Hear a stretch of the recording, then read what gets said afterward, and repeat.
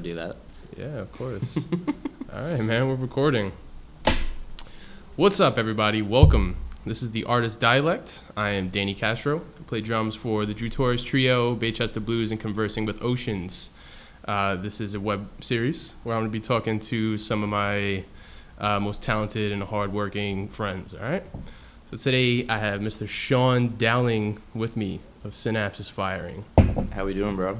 I'm doing really good, man. I'm going to get into a bunch of shit. I'm going to let this outro roll. Cheers. Hey. Artist Dialect.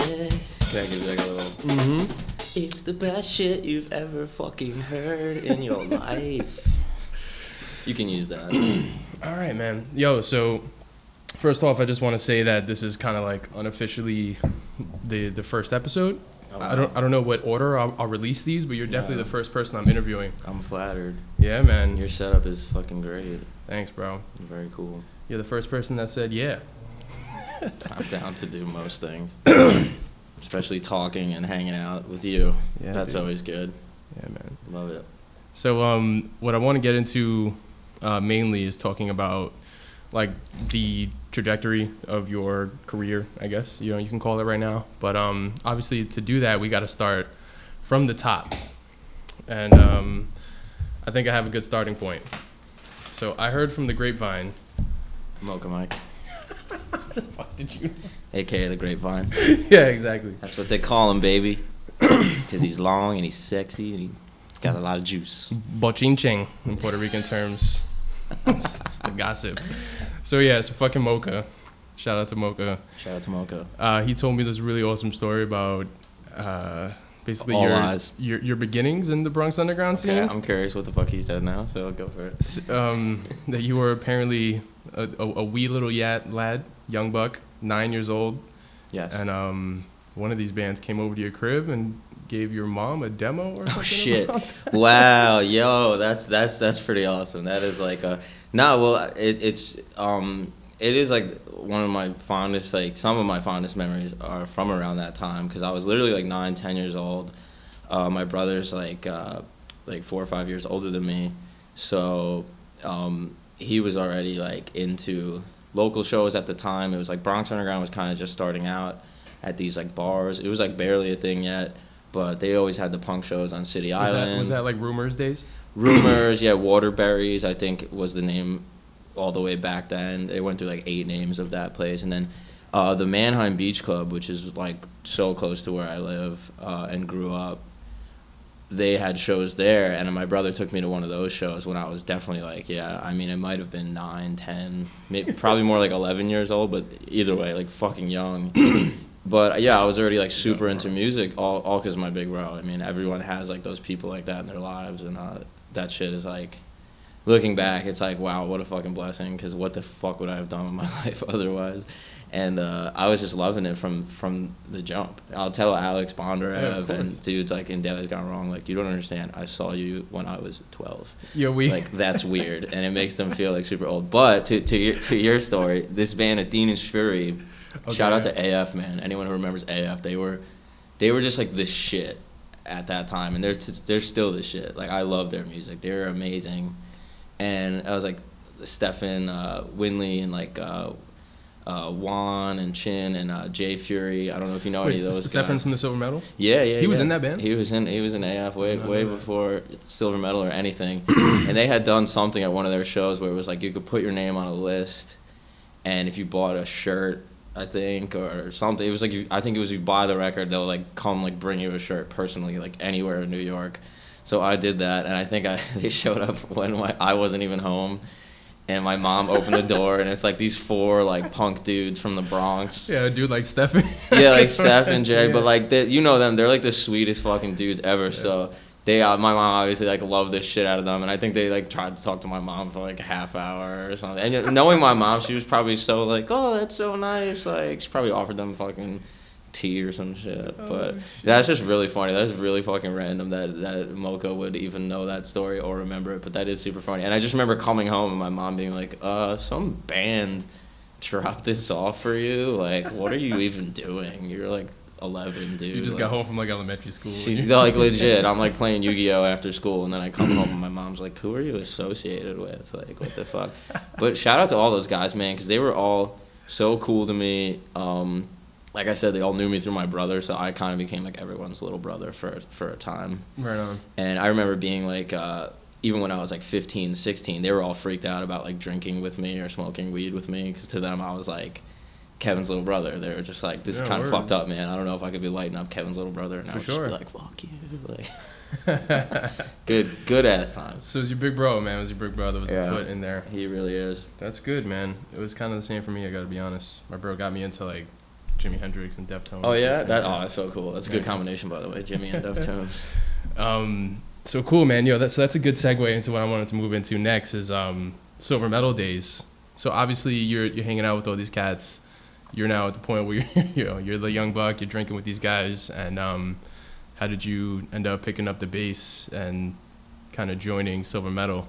Well, I already had a bass. Actually, my brother got given a bass from one of my uncles. It was a sick bass too. It's actually, I still have it. It's like an old jazz bass, like Fender like, jazz, and it's literally from like the 70s. It's like Mexican made, but it's beautiful. Wide neck, heavy as fuck. Huge, dude. And I'm talking like I was like, I'm not the biggest dude in the world now. Back then, I was super fucking tiny. And I just had this, like, massive instrument. I would never fucking play that bass by choice now. Not that it's not an amazing bass, but I'm just, like, understand now, like, the type of neck that I would prefer to use is a little smaller scale, something a little, less intensive. But I don't know. At that age, I think I had the attitude of, like, fuck it. Like, I'm going to, like, pick this thing up. Like, I almost, like, liked the fact that I had this huge bass, and everyone was like, why the fuck? What is wrong with you? No, but like, then, you get your chops up on that, and then you move to, like, a thinner neck, a lighter body, and you're just shredding. Yeah, and at that time, I definitely had, like, some friends in my school who we were all getting into, like, punk and stuff at the same time and going to the shows. And it was very much, like, I'm kind of just fucking around. I jam with my friends on, like, Green Day covers now and then, but none of us really took it seriously. I didn't really have, like, a insane like musical influence in my family. I mean, I have like an uncle and like a cousin who are definitely like into music like that, and my parents were always like into listening to music, but there was nobody to really like tell me. Like I didn't know fucking anything, dude. I would sit in my room and just I literally didn't even know how to hold a pick, and I would just fiddle around. And I had a few friends, but it really was when I got to high school with Dave Rose. As you know, Dave Rose. Lehman.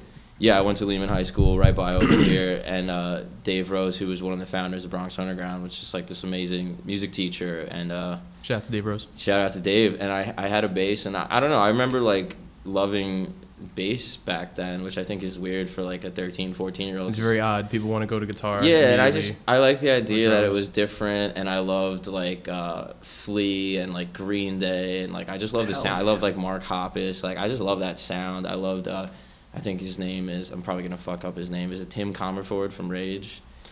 Whatever. Guy from Rage. His first name is Tim. I don't know his Rage last name. Against the Machine bass man guy. I think that's his real Crazy name. fucker that did that thing at the VMAs. Where he was exactly. No, but I saw that shit and was like, that's fucking awesome. Hell yeah, man. And like Fieldy, I just thought bass was like way cooler at the time. I was like, and it's also at that age, everyone's like, I play guitar. Yeah. And I thought I was like so different. I was like, I play all the cats that you just named though from that era, I think were the guys that had the most personality too though. Like, hell yeah. As far as how they came across the instrument. Like, there's a lot of cool ass bass players. And Fieldy, of course, obviously, you know what I mean? Mocha doesn't like Flea, man. I really? Always, it kills me. Wow, that is weird. It's like, how? Because he's not so different from Flea. Like, stylistically, in terms of his playing. No, seriously, that's a compliment. But, it is. And the one I can never leave out is my mom is, like, the world's biggest Who fan. Nice. So John Entwistle, I saw John Entwistle before he died a few times, actually. I went to a few. My mom's always taking me to Who concerts. So that especially, I think, seeing him especially live, just like the type of bass player he is, I mean, there's like nobody like John Entwistle. He was fucking insane. So that's kind of who I wanted to be in that high school time. And yeah, Dave had us playing like crazy shit. And it's just super funny, like, to me now, it makes me laugh. It also makes me happy because like things just kind of flow into the right direction. And I always knew the type of musician I was. I think deep down was like a songwriter, but back then I wanted to play this like insane like Dream Theater shit and like we all shred did. on bass. Yeah, when you're young you just want to prove like, look at me, I can fucking play a million notes, which is dumb. But but I had been playing, I was probably 15, like sophomore year, And like I said, Dave already had us playing this like crazy shit. So I was like semi-serious about music, and then within that year, it was like my fucking life. Like I was like practicing all the time. Like Dave just had this good way of like getting us into it. We were playing contemporary rock songs in school, and it was like no class I'd ever taken before. I'm a fucking lazy ADD spaz most of my life, and like I was always okay in school, but like I was never motivated like that until seriously I always gotta thank Dave. I always tell him like, dude, you just had some way about getting a bunch of fucking kids motivated to do that shit, which is fucking amazing. But to roundabout, I'm a rambler. The actual story is super funny because literally Mazzola and Stefan, I think they had someone else in mind. Like Brian is only like a year or two older than me, but Mazzola and Stefan are more like my brother's age, maybe even a little older. So Brian Keith? Yeah, Brian Keith is. I used to always forget that he was like basically my age because he seemed a little bit older. He was a little bit more like, I think, just like less like sheltered than I was, and had already like been in bands and shit. But so he was already established with the Silver Medal before. They were all pretty much in it, like, and I think they had some idea. I mean, it was all really like we formed around the same time. And it's cool because I have a clear memory of our like first practice like jam session still to this day. And was it Music Unlimited or no? No, it was at Mazzola's grandma's house. And shit. Dude, and I just have this dope memory of it being like that instant chemistry of like, oh shit, and we probably wrote like 2-3 songs that day. Nice. And just like being like, holy, I didn't even really know Brian that well at that point, and I was like, dude, this guy can fucking sing, holy shit, like I'm in a band with fucking Stefan from Medina's Fury. But the real story is they really came up to me one day on my block because they always used to hang out on my block. There was like this crew of like flunkies who would hang out on Mazzola's fucking stoop with my brother, and I was like walking by, and they literally like got in my face, were like, "Yo, we know you play bass, bro." And I was like, "What?" Like, intimidated into the they kind of like half intimidated me into the band because they're just fucking being assholes. Like they were just fucking around, but it was it was super funny to think about now because the way we were back then. When you're young, again, it's like you're so serious. You think it's like the most. It is serious, but it's like, yeah, it was just hilarious. They were like, "Yo, we know you play bass, bro. We heard you're fucking nasty. Like, what's good? Like, come to this place like literally like tomorrow." Right. And I had been in like little tiny things with my friends just fucking around, but that was the first time where it was like, wow, like these guys are writing like original music. And as Stefan, I gotta say, everyone in that band, and then later on Critic as well, had a huge effect on me as a songwriter.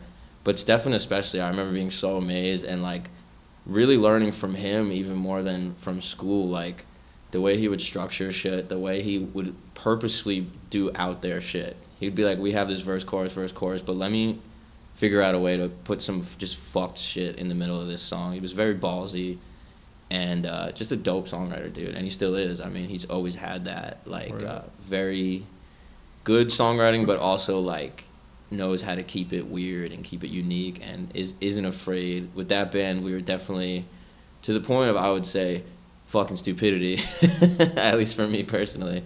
Listening to some of this shit now, I'm like, who thought that this was...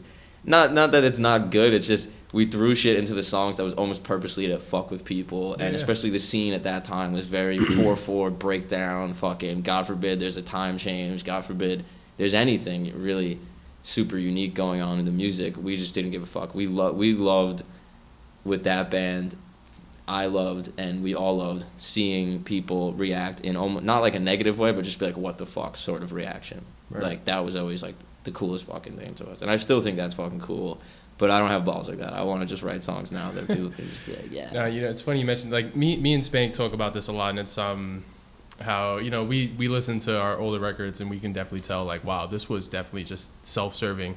Like, we're only trying to please ourselves. It is self-serving, and there's something cool about that. Please the listener eventually. Yeah, but, like, growing up and just really, like, looking at the songs that I love and really knowing myself more as an older dude and understanding music more to where I can listen to like Deftones or Glassjaw and be like, why do I like this song? Why is this like literally my favorite song? And then when you go in, some of these songs that are literally my favorite songs are just legendary fucking songs by bands that we all fucking know and love. You look at the chord structure, you look at the progression, it's like, this is a fucking 3-chord song, you know? So there are no rules. There are no fucking rules. I love some music that's incredibly complex.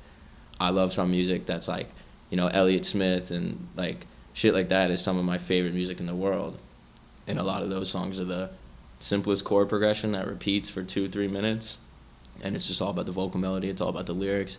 And I think there's something about that, like you said, it's less about the musician and it's more about the listener, and it takes you into their world a little bit. It's a little hypnotic. Like there's something cool about that. But as a musician, is the word. You just pulled that out of my brain. I was thinking about hip hop. Hell yeah. How, those loops are just meant to be hypnotic. Exactly. And me, that was also always a huge influence of mine, even before I did any band shit or was even going to those shows. When I was like very young, I was super into hip hop already.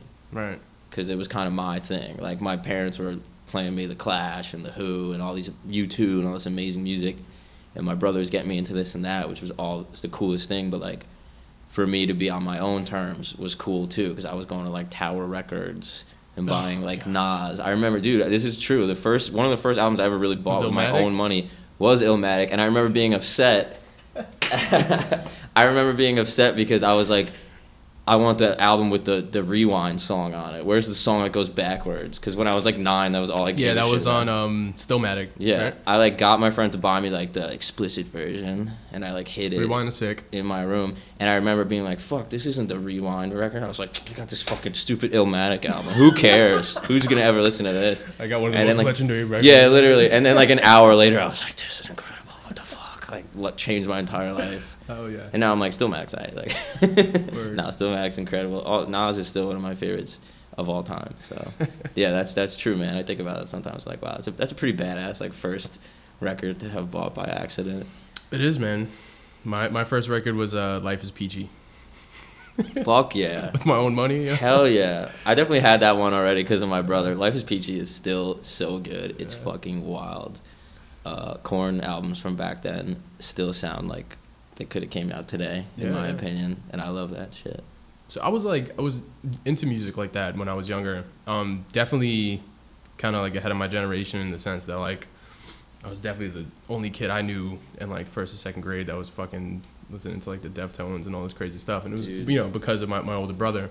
But I remember when I started going to the shows around here in the Bronx Underground. I caught the silver medal a few times, and you in particular stood out.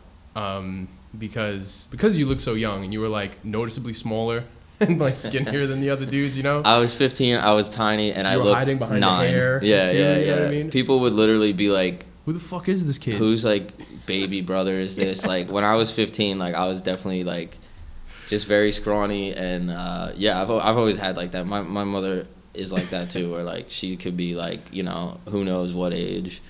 And she still looks, people think my mom's like 30. So shout out to Irish genetics that don't always suck, but usually do. But yeah, no, I look, at the time I was like mad insecure, dude. I was mad shy. I was always freaked out about that type of shit. Wow. And it would kind of bug me because I'm like, no, fuck you. Like I'm 15 and like I'm in this band. So like suck my dick and just let me rock. Cause like I'm here, and people would always have to say some shit about it. Not always like negative, but sometimes super negative, man. People were real asshole like bullies, because I think it was like, who's this fucking kid suddenly we're in this awesome band that like we never did that much crazy shit, but in the Bronx definitely at the time we had like a decent following and a decent amount of buzz, and we were proud of that, and we fucking flaunted that shit, and we didn't care. But yeah, that was an interesting time for me growing personally, and just late fucking bloomers. So I think it's hilarious now because people are like, dude, I thought you were like fucking 9 years old on stage in this like a weird hardcore band. I can see it from like outsider's perspective. Like, I never thought anything negative, but I would. My thought was more like, who the fuck is this kid? And he must be doing something right to be up there right now. You know what I mean? Like, good for him. Well, I was good. I could definitely play. I was definitely like a mess. Like, I feel bad for a lot of people in that band and people I was in bands with at the time, because I was just like an emotional, like, growing, crazy person. Yeah, I was growing, and like I said, insecurities and just like all that shit coming into a head. And sometimes you like blame your friends for shit that's like totally your own like internal crap, and definitely a lot of that going on. But dude, that also hugely changed my life and helped me to be more confident. And by the time I was like 16, I was like so comfortable in who I was at the time and just loved it. I knew I loved it. And it's crazy because I knew back then that if I could, I wanted to do band stuff like forever. it's weird to have like known that, because people be like, what do you want to do with your life, and you feel silly at the time being like, oh, I just want to be in like bands, because it's like not the most realistic career choice, quote unquote, but fuck it, who cares? Like that's I still feel silly when people ask me, but it's the truth. Yeah, I still feel that way, dude, and that's dope. That feels good. That feels very like reaffirming. I've actually found like I wrote a lot of journals and lyrics and shit back then. I keep everything, so I've found like weird like ranty like teenage angst shit that I wrote that was like, I'm gonna be in bands forever. Like if you're like 25 reading this and you quit, then like fuck you. And I'm like reading it like, oh shit, I didn't quit, so still out here. Word up. That's real shit. All right, man, dope. So now I want to move into and you know what? Tell me if I'm missing anything in between this time period. But the Arsonist Collective, that was the next kind of iteration that I saw you in, and but before I let you dive in, I want to tell you actually about a story that you can definitely elaborate on. But I caught the Arsonist Collective. You got it. At a party in Kingsbridge. Oh, you were there for that? I was. Dude, that was the dopest show we ever played with. You that guys man. showed up with your fucking half stacks. Oh yeah. Played a set, and then the cops came like 20 minutes later. And you guys were out. Yep, and we got the fuck out of there, and we knew the cops were gonna come. That was some Bronx shit. It was some Bronx shit, and the people who ran that house, I mean, you know them, right? Like Melissa, Steven, they were all mad cool, and we were like, dude, we're fucking loud. Like, we're very loud. There was like... When you guys showed up, I was like, whose idea was this? Not mine. I was hyped. But I was like, yo, look, Sean, this was up. But I was also like, this is going to be... Dude, we're still that way. Synapses has played shows where we're just like, we're going to blow this place the fuck up and then probably leave and probably never get invited to play back here ever again, because we're fucking loud and that's how we do it. But I'm so glad you were there for that. That was such a amazing... Like, that band was kind of like... I was going through a lot of shit at the time. The dudes in it, like... It was a short run, right? Yeah, like, everyone in that band is super fucking talented, and they always were, but it's just, dude, it's a difference of motivation and expectations sometimes, on top of, like, I was having a lot of, like, health problems, so we really only... I was only, like... we practiced a lot, and we worked on our shit for a long fucking time. I still think the material that we had with that band, if we would have, like, really, like, put the time and money into recording, like, some legit shit... we would have done great, because I think it was awesome, and I was happy with what I was doing at the time. But yeah, whatever, you know, shit happens. But yeah, that fucking show, so awesome. We were this loud, straight up like metalcore, like almost like Pantera influence in a lot of that shit. I felt so bad for the neighbors, man. Oh yeah, no, I didn't. I was like, good, enjoy this. And when the cops come, we were in a dingy basement with like no soundproofing. There was these thin glass windows that were half cracked and shit. The whole block. If I could, I would play shows like that every fucking day. All the time, weird house shows. There was a lot of people there too, in the Bronx too. I loved shit like that, man. Like, we don't get a lot of that out here, man. Like, people in some other areas are like, you know, they just have the space. They have even like, I think culturally, neighbors in the Bronx, like, who the fuck is used to hearing like a band playing next door out here, you know? Yeah. So it's like, people hear that shit sometimes, or they see like a crowd of like rock and roll kids, and they're just like, what the fuck? And I don't know, whatever. If you call cops on local shows, you're a piece of shit, and fuck you. Go have some fun with your fucking stupid life.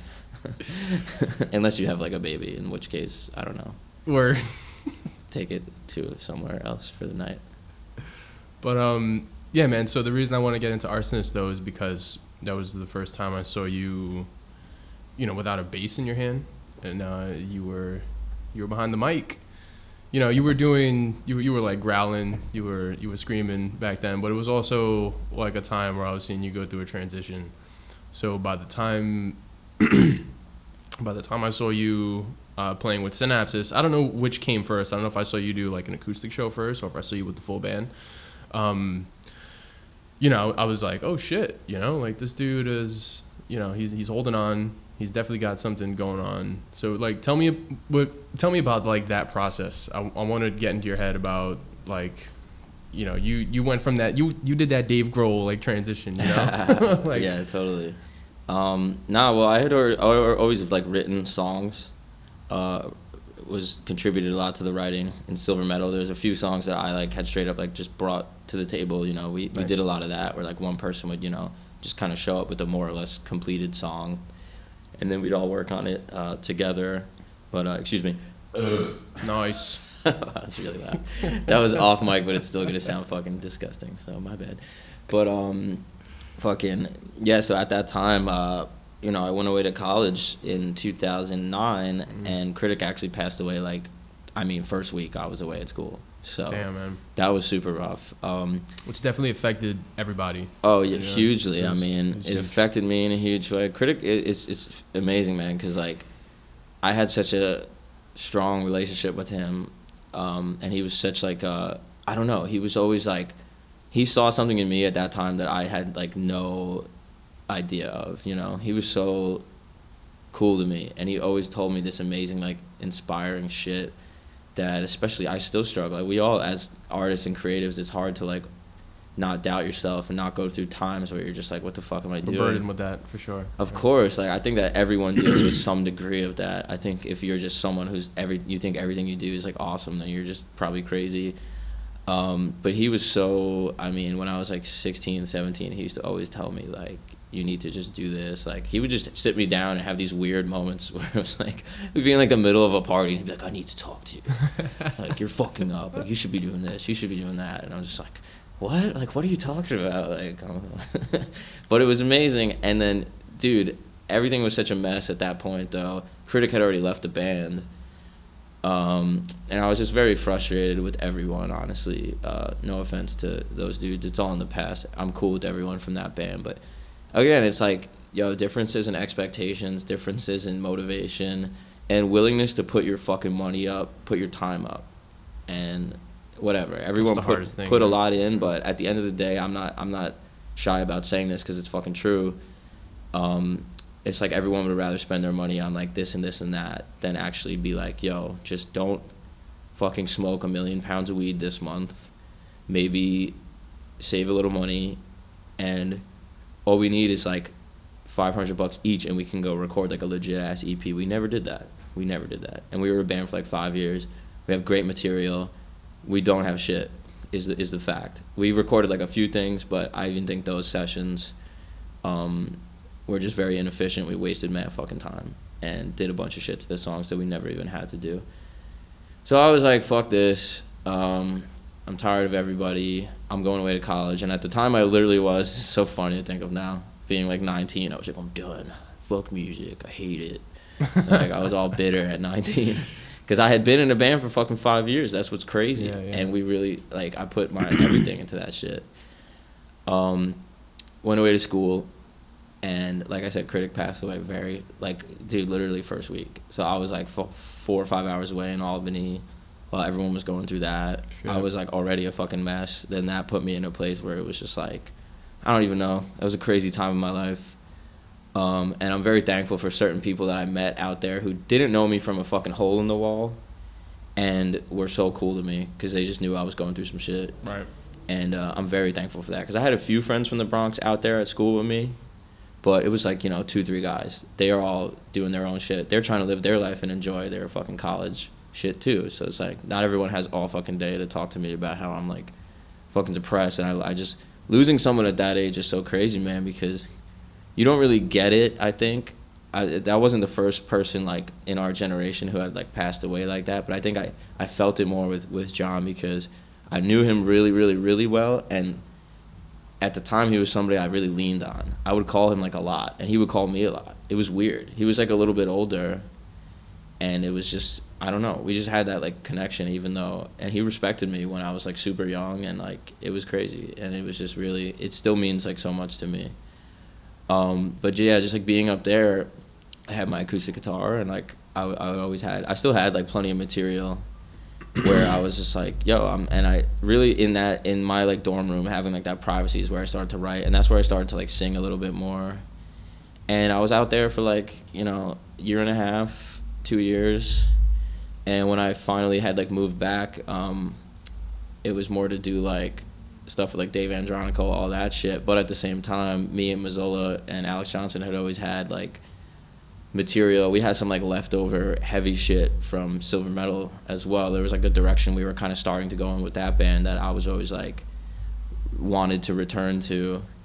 So I was like super pissed off, and I wanted to play some like crazy bass stuff. And Alex had material, I had material, Dot had material. So we started jamming as a 3-piece when I moved back, which was really cool. And I was still playing bass at that point. And we did that for like a while, man. That period of my life, I was like pretty lost. So like it's crazy to think how much time we spent just like jamming, practicing, and like never even playing a show, because we always looked for vocalists. We tried out a few vocalists, and we just like never found the guy. A lot of people got stuck in that vicious cycle. Yeah, it's easy to, and it's fun, man. We were having fun all the while. Like, you know, that's the thing. It's like it's really not about like what we did or like what we had. My whole thing is like I just wish we had like records. You know, Right. I wish Yeah, Silver that's Metal what I'm had like for. a fucking full length album. I wish Arsonist had a full length album.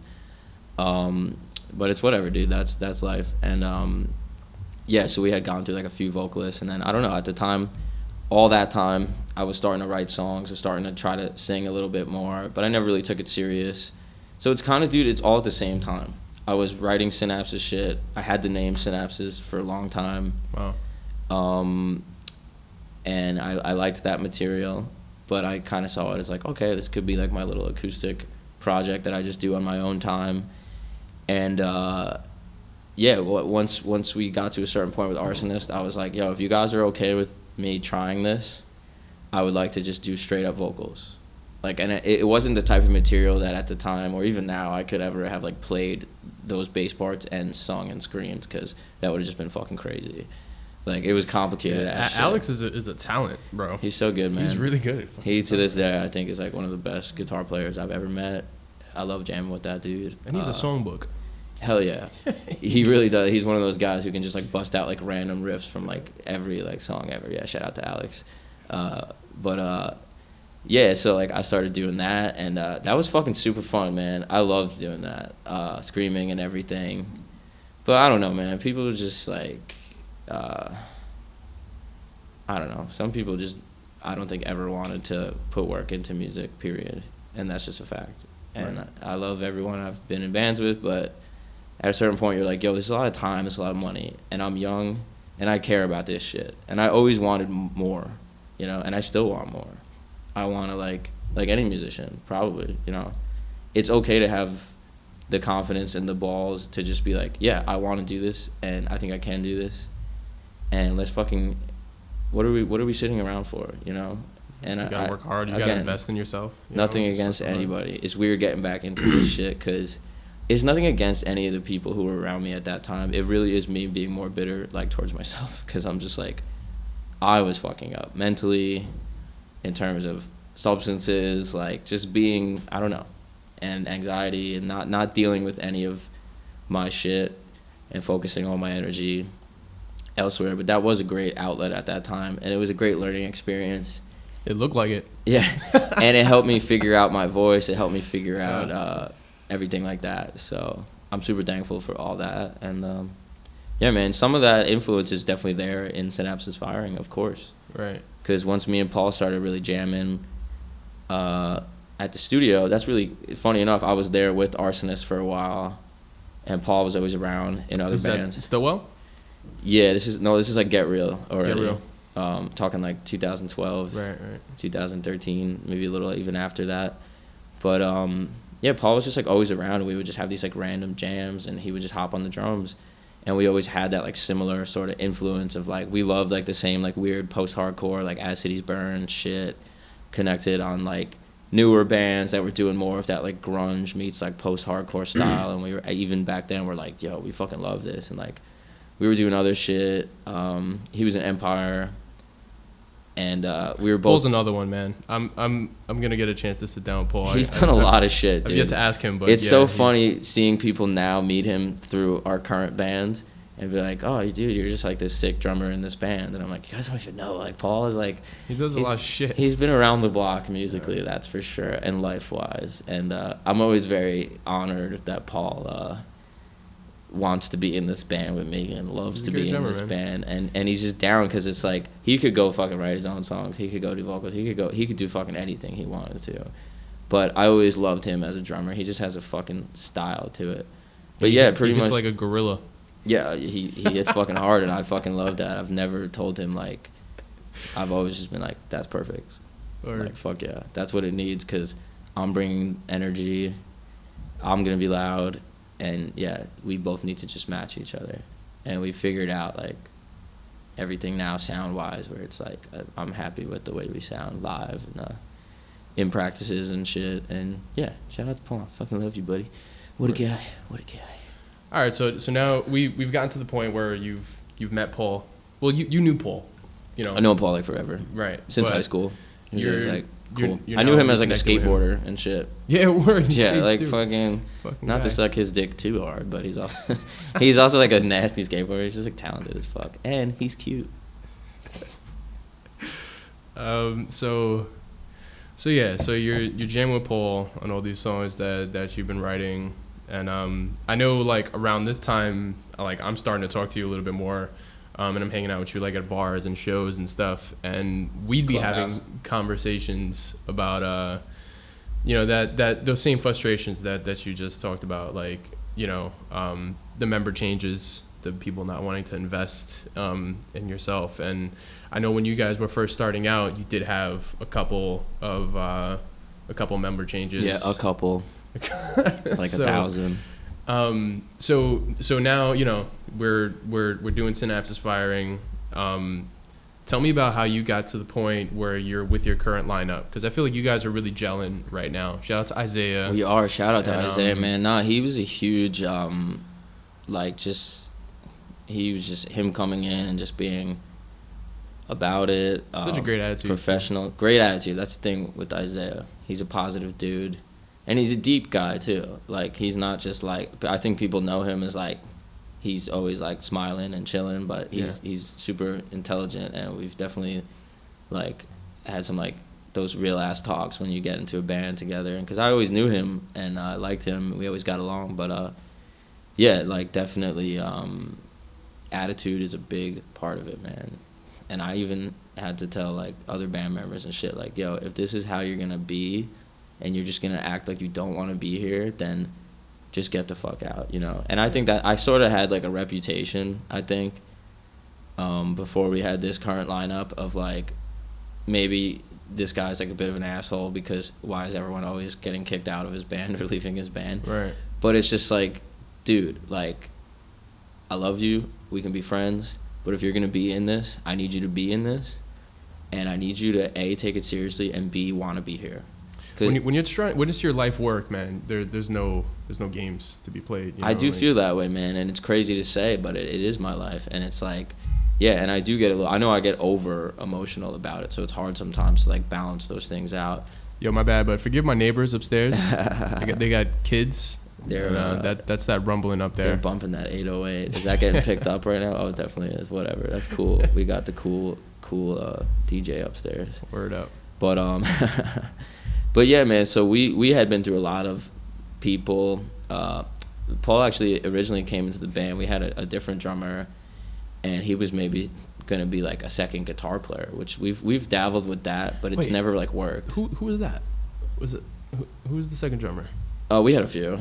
Really? I don't want to get into it. Where Yeah, the fuck but was I? Okay, never mind. it was hey, I mean, shit. If you weren't already in 12 bands, we definitely would have been like, "What's up?" But it's just people like straight up not even showing up. I mean, that shit is so frustrating, dude. When you're the guy who has to coordinate, you know, for people's schedules, and you finally figure out the right day, and it's so fucking difficult because no one's willing to change their life around at all to just have a practice, and then they don't even show up, or, you know, nothing, no call, nothing. I try not to be like, dude, fuck you, but at the same time, it's like, yo. No call, no show is a dude, fuck you. I put work into this, man. Just respect that, and just tell me you don't want to do it. I think everyone, in theory, goes, oh, shit, I would love to be in a band. That's great. Like, this will be so fun. And then when you see how much hard work it is. Yeah, and it is hard work, but it's not that fucking hard. And not to discredit anyone's work. It is a lot of work, and it's a lot of ups and downs. It's schedule, it's time. That's big, especially when you're at our age. But it's like, dude, we're fucking playing music, you know? We're lucky. We're very lucky that we can even do this, let alone be able to focus on it in the way that we do. And yeah, we just went through like a million of those, and I was getting so fucking frustrated, bro. And I've always like maintain those relationships. I never really like snapped on anybody too hard, but it's hard sometimes, man. And then yeah, once Paul came into the picture though, as a drummer, this literally happened this way. Is the drummer we had just didn't show up, and we were at some practice space. We had already paid for it. Well, tell me Paul was already there. Well, Paul was playing guitar, and it was me, Paul, and then the dude we had on bass at the time. Oh, and I okay. was just like, yo, dude, hop on the kit. And we were, like, jamming on some new shit. And that was literally on the floor, that song on the floor. Like, I had that riff for a while, and I was playing the like, arpeggio riff and on the floor, and Paul just came with that drum beat. And I was like, I remember, like, looking at him that day and be like, dude. Come on, bro. Yeah, like, maybe you want to focus more on guitar right now, because drums, I guess, you're a little sick of it, and it can be annoying. But it's expensive. It's a lot of maintenance. I was like, dude, like look at the shit we just fucking made. Like, and even he was like, yeah, like, okay. But it took a little convincing there, you know, because again, Paul's got he has 1,000 options, you know. But I know he loves playing this stuff, and I know maybe if it's even like a bit of a relief sometimes to be like, I can just fucking wail on the drums and write cool drum parts, and he has other outlets where he can do all his other talents musically, and he contributes to everything in this band. He's always somebody, even before he was in the band, who I could write a song and be like, yo, check this out, what do you think of that? And he would always give me great feedback, and just as a musician, he knows how to give feedback in like a constructive way and not just be like, it's good, or like, I don't like it. Like, it's just always something to add, and yeah, that was huge. But yeah, so he came in, and it was definitely like, he was in some other bands. It was still kind of viewed as like, oh, I just have this like weird project. I don't really know what I'm doing with it. I'm still an arsonist. And then once I quit arsonist and I knew I really wanted to focus on this, I had also written a bunch of songs that I was like, okay, these are like full band songs, you know? Before that, I didn't really know.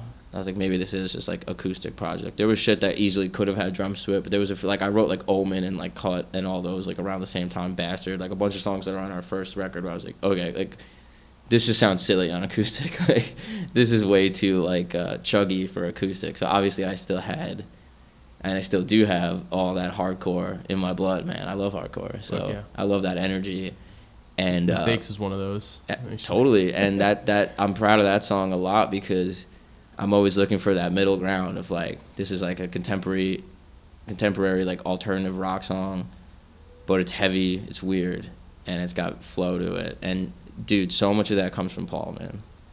I like refuse to like do this shit without him at this point, because it's like his drumming just like is perfect for that, and it helps bridge that gap in such an incredible way. But so for a while it was me and him. We went through like a lot of bass players. I mean, a lot. I always say it's like the Defense Against the Dark Arts teacher at Hogwarts. I don't know if you know Harry Potter like that, but I'm a big Harry Potter fan. So for a while I was like, every year we're gonna get a new bass player, and he's gonna like die in some mysterious fucked up way, just like the Defense Against the Dark Arts teacher in Hogwarts. But Paul is like, you know, he's like Sirius Black. He's like the real deal. So. I mean, not Paul, Isaiah. He came into the picture, and we, at the time, he was kind of just like filling in for us. He had like other projects going on, but he's just really good, and we like clicked musically, and it was definitely like conversations, because he was always like singing and playing guitar and shit, and I just had to be like, dude, is this what you want? Like, are you cool with like just kind of playing bass? And like we write shit more now collaboratively a bit in Synapses, but it's just, I just write so much, dude, on my own, that I have such a catalog of shit that like I'm still teaching these guys. At this point. Yeah, and they get that and they respect that, and that means the fucking world to me, dude, because I feel bad sometimes. I don't want to always be like, these are my ideas and this is just like the way it's gonna go. Like, I would try not to be like, man, I can say this because all the configurations I'm in, like sometimes it's a lot easier when there is just that one guy holding the wheel, and then the other guys can assume their responsibilities. You know what I mean? Like, everybody can have a role to play. It was so stressful and make like things gel a little bit former more. Bands, when we had this weird mentality that like a band needs to be like a democracy and we need to do everything together. It's like, just fucking calm down, dude. Like, because everyone gets their fucking ego involved. That works too, but yeah, it's it can, but you know? It is difficult, and it takes a long time, I think, to build that. And that's what I tell the guys a lot, is like, even with Paul, we have great fucking chemistry, but it took a little while, and he was always really cool and open to being like, and it's the same way when I jam with you guys, with Alex and shit, from Conversing with Oceans. it's cool for me to just be like, dude, what do you want me to do? I want to see what you thought of for this song, you know? And that is an interesting thing, and they get that. But at the same time, it's like Isaiah's, it's almost been like a year technically since he's been in the band now, so it's like we've just had that time to really jam and really gel, and they understand. You guys are knocking. We're knocking, man. You guys recorded an EP, just dropped a music video. We're trying. The jams recently, I will say, have been just giving me so much fucking life, and I think it's mutual, because it's just me and Paul were always looking for that third guy. And again, no offense to anyone else, but it's like, you know, people either just didn't have the time, weren't willing to like contribute any money, or it was just like they just didn't have it, dude. And I don't want to have to teach somebody shit every practice. I don't want to have to, you know, hold somebody's hand in a jam session. I just want to go. You got to do your homework. You got to do your fucking homework, big time. And that's a major thing. Literally day one with Isaiah, he showed up knowing like most of our album for the first album. And I was like, nice. You're fucking amazing. That's how it's supposed to be. You're the man. Yeah, you're a professional. That's what you do when you're a musician, especially on the bass. Like, you show up knowing that shit. But I was like, also, we have this whole new EP coming out, so we're not really going to be playing a lot of that stuff. Sorry. Like, yeah.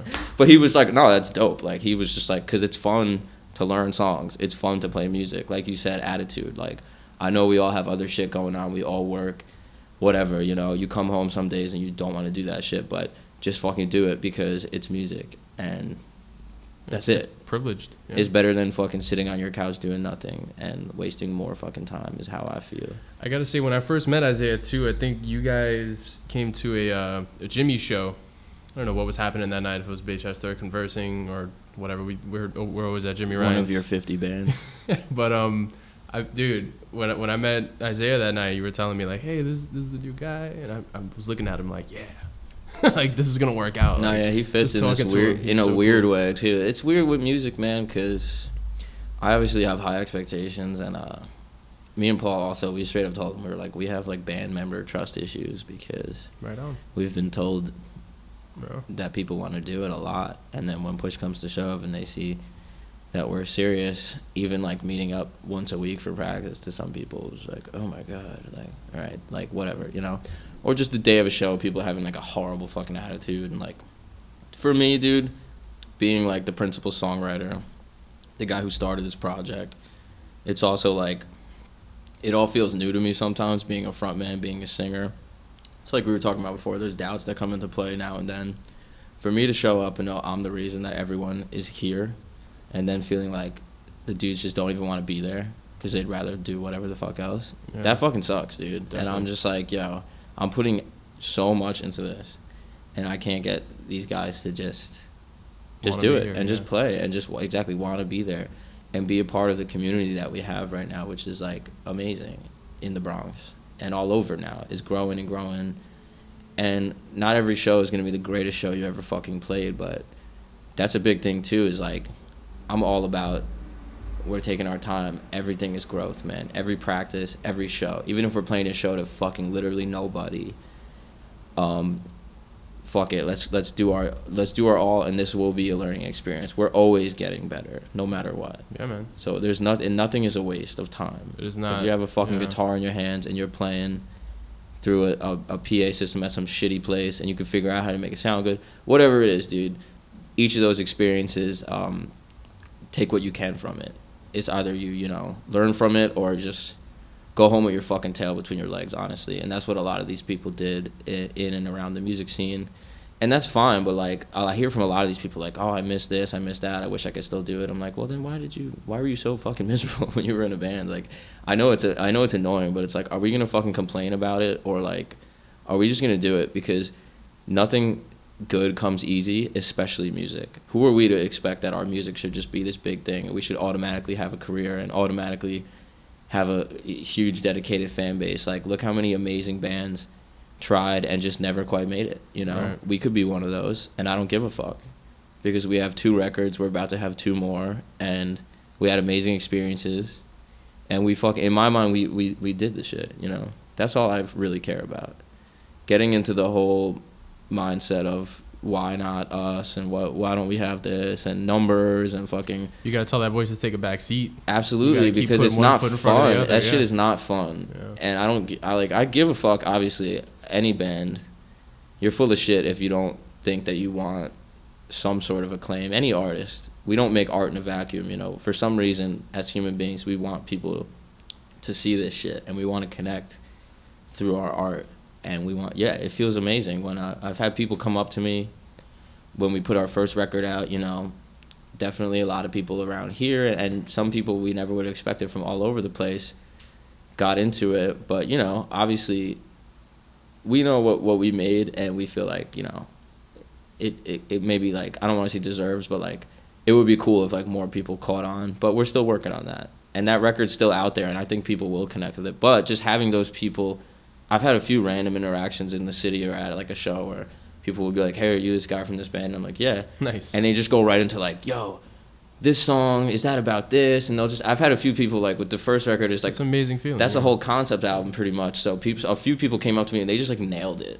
And I was like, "How'd you know that?" Like, and it's just from that's listening how you know to they it. really dissected it. Yeah, and that's how they know. I know that like I did my job as a songwriter. If that's showing through to them. That's so fucking cool, and that feels so fucking good. And it's just like, yo, like a lot of these bands, whatever, man, I get it, it's tough, but if we're being real, this is a real ass podcast, so disclaimer, keeping it real. How much effort did you really put in? How much money did you really put in out of your own pocket?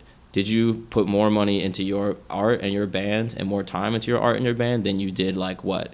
Drinking, smoking, video games? I love that shit too. But when we recorded our first album, I ate fucking spaghetti a lot for like 3 months. Word. So I could pay Dave Andronico to make a record that I knew would sound legit. As a matter of fact, I want to stop you right there because this is one of the things I wanted to touch on heavily is that you guys really made sure that your first record, Forgive, and forgive me if I botch these, and the new EP, I've Grown Cold. I forgive you. No, you got it. They sound fucking incredible. Like the production quality is ridiculous. The drum sound is great. The guitars sound great. Your voice is really in front of the mix. And I think that's something.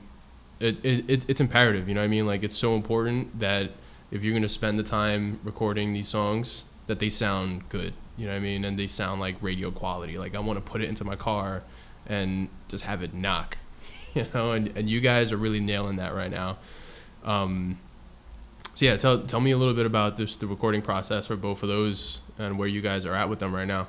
Hell yeah. Well, first of all, thank you, man. I mean, that means a lot. We definitely put a lot of effort into it. Again, it's like, it's dope. I mean, a lot of bands these days can self-produce and make it sound amazing. I personally don't know shit about anything, so I'm just like an acoustic guitar songwriter guy. And then I'm so fortunate to have people in my life like Paul, Isaiah, Dave Andronico, and then most recently Jay Maz, who can hear me play a song on an acoustic and they can see what I'm envisioning. And I can tell them, yo, I know this sounds this way on an acoustic with just this little chord, but I actually heard this as this huge fucking crazy fucking thing. It does sound huge. Yeah. Someone like Dave, someone like Jay, they're just like me, especially Dave, because Dave just has that crazy eye look when I tell him some crazy idea, and I feel like a lot of people would be like, I don't know, blah, blah, blah. Dave's just like, yeah, let's fucking do it. I could picture his that eyes face. like bug the fuck out of his head, and he just has that amazing. His energy is fucking beautiful, dude. It really is. He's like, oh man, like I'm just a tired, miserable man a lot of my life, especially at that time. But showing up to record Dave, it's like all that goes right the fuck out the window. I'm like, oh shit, I could have gotten no sleep, but who gives a shit? You know, I'm in here with this guy, and he's just like radiating. And yeah, man, that was big to me. Like I said before, I mean, I love all the memories I have and all the bands I was in, and I'm proud of all that music. And my one thing is like not to say anything bad about any of the recordings that we did do, but we can't lie. A lot of that shit was rushed. A lot of that shit was no cost or low cost. And with this band, I was like, I don't give a fuck if I have to pay for it myself. I need to have like a real record. And my whole thing is like, I don't want to just sound like a local group. like a lot of our old shit did. It could be an amazing song, but just the quality, if you put that next to another band that's on the radio, you're just going to notice. You're going to be like, okay, like this is cool, but like this is clearly like a band that isn't quite there yet. They don't really have that quality. And that was super important to me, to just have the artwork. Dude, I'll be completely honest. When we recorded the first album, I thought the band was done. Like right away, before it was even out, because of a bunch of shit that was going on then, and we didn't know who was going to be in the band, and we were both getting frustrated. Then whatever, we had some, that year was kind of rough too, because we still couldn't find the members. I feel like rocky, yeah. We never really got to push that first times, record the way that we could have, and we had some cool opportunities that we had to say no to, which fucking sucked. I mean, that really sucked. The record release party was dope though. Thank you. That was really cool. fun. That was a great show. But and honestly, same with the EP. We were going through so much where by the time it was done, I was like, well, all right, I'm glad we made this. I'm glad we have this, but I feel like this might be the end. The struggle. It's a struggle, and then things just worked out. But in my mind, I'm like, I can always make stuff. And again, it's like, even if, I can make art for 3 fucking people.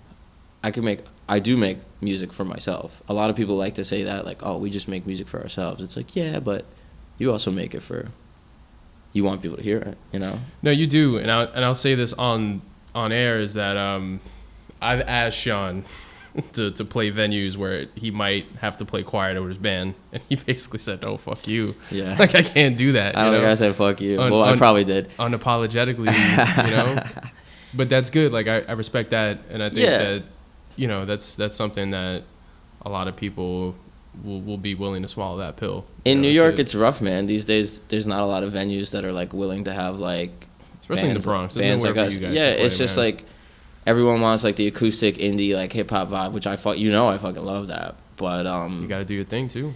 I love being the standout band. I don't give a fuck. Like if we could play a lineup where it's all, softer shit, we'll love that. We've played a few shows where we're by far the softest band. And I love that too. But, back to what you were saying before, it's really just, we had that sound more or less, just as me and Paul. And then Dave actually came to see us at one of our first Alfie shows. And I think at the time... Andronico, yeah. He had a lot going on. I had already hit him up like, dude, would you be interested in, like, I have this new band. Come check us out. I know you're, like, busy.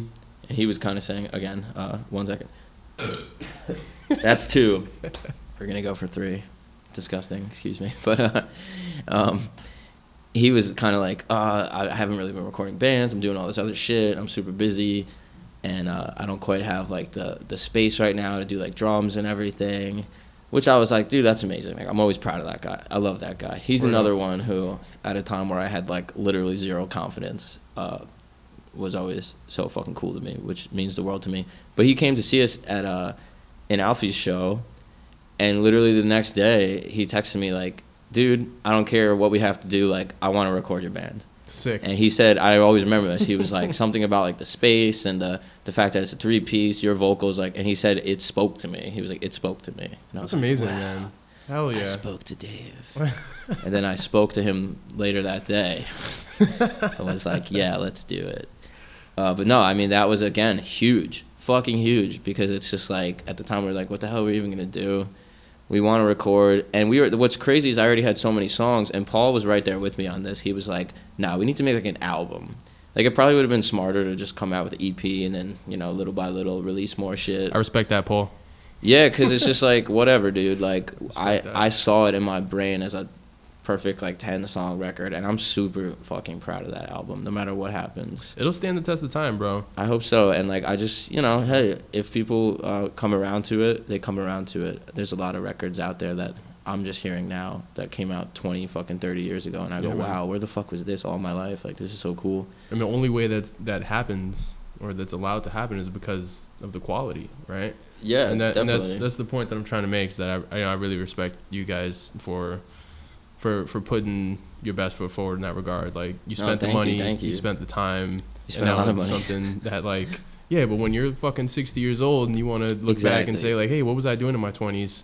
It's something that you could still stand behind. You know what I mean? Like exactly. When I've had those moments of like, again, I'm a moody, bipolar ass mofo. So apologies to everyone who's ever met me. But so I do have those moments where I'm like, fuck, what the fuck am I doing? I just spent like $5,000.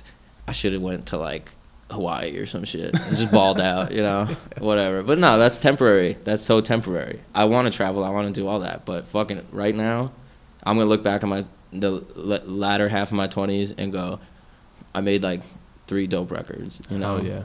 Hopefully 4. But we'll get into that more at the end. But but so basically, yeah, we had that record for like a year.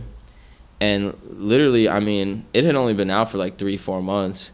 And just for the fuck of it, I mean, J Moss is like a working producer. Like, he works with bigger bands, and he's from a bigger band. But that guy's so fucking cool, man, because he's just like, fuck it. If he likes your music, he does not give a fuck.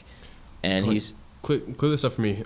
So Dave did which record? Dave Andronico did the first full-length, Forgive. And then the EP, I've Grown Cold, that we just put out not that long ago.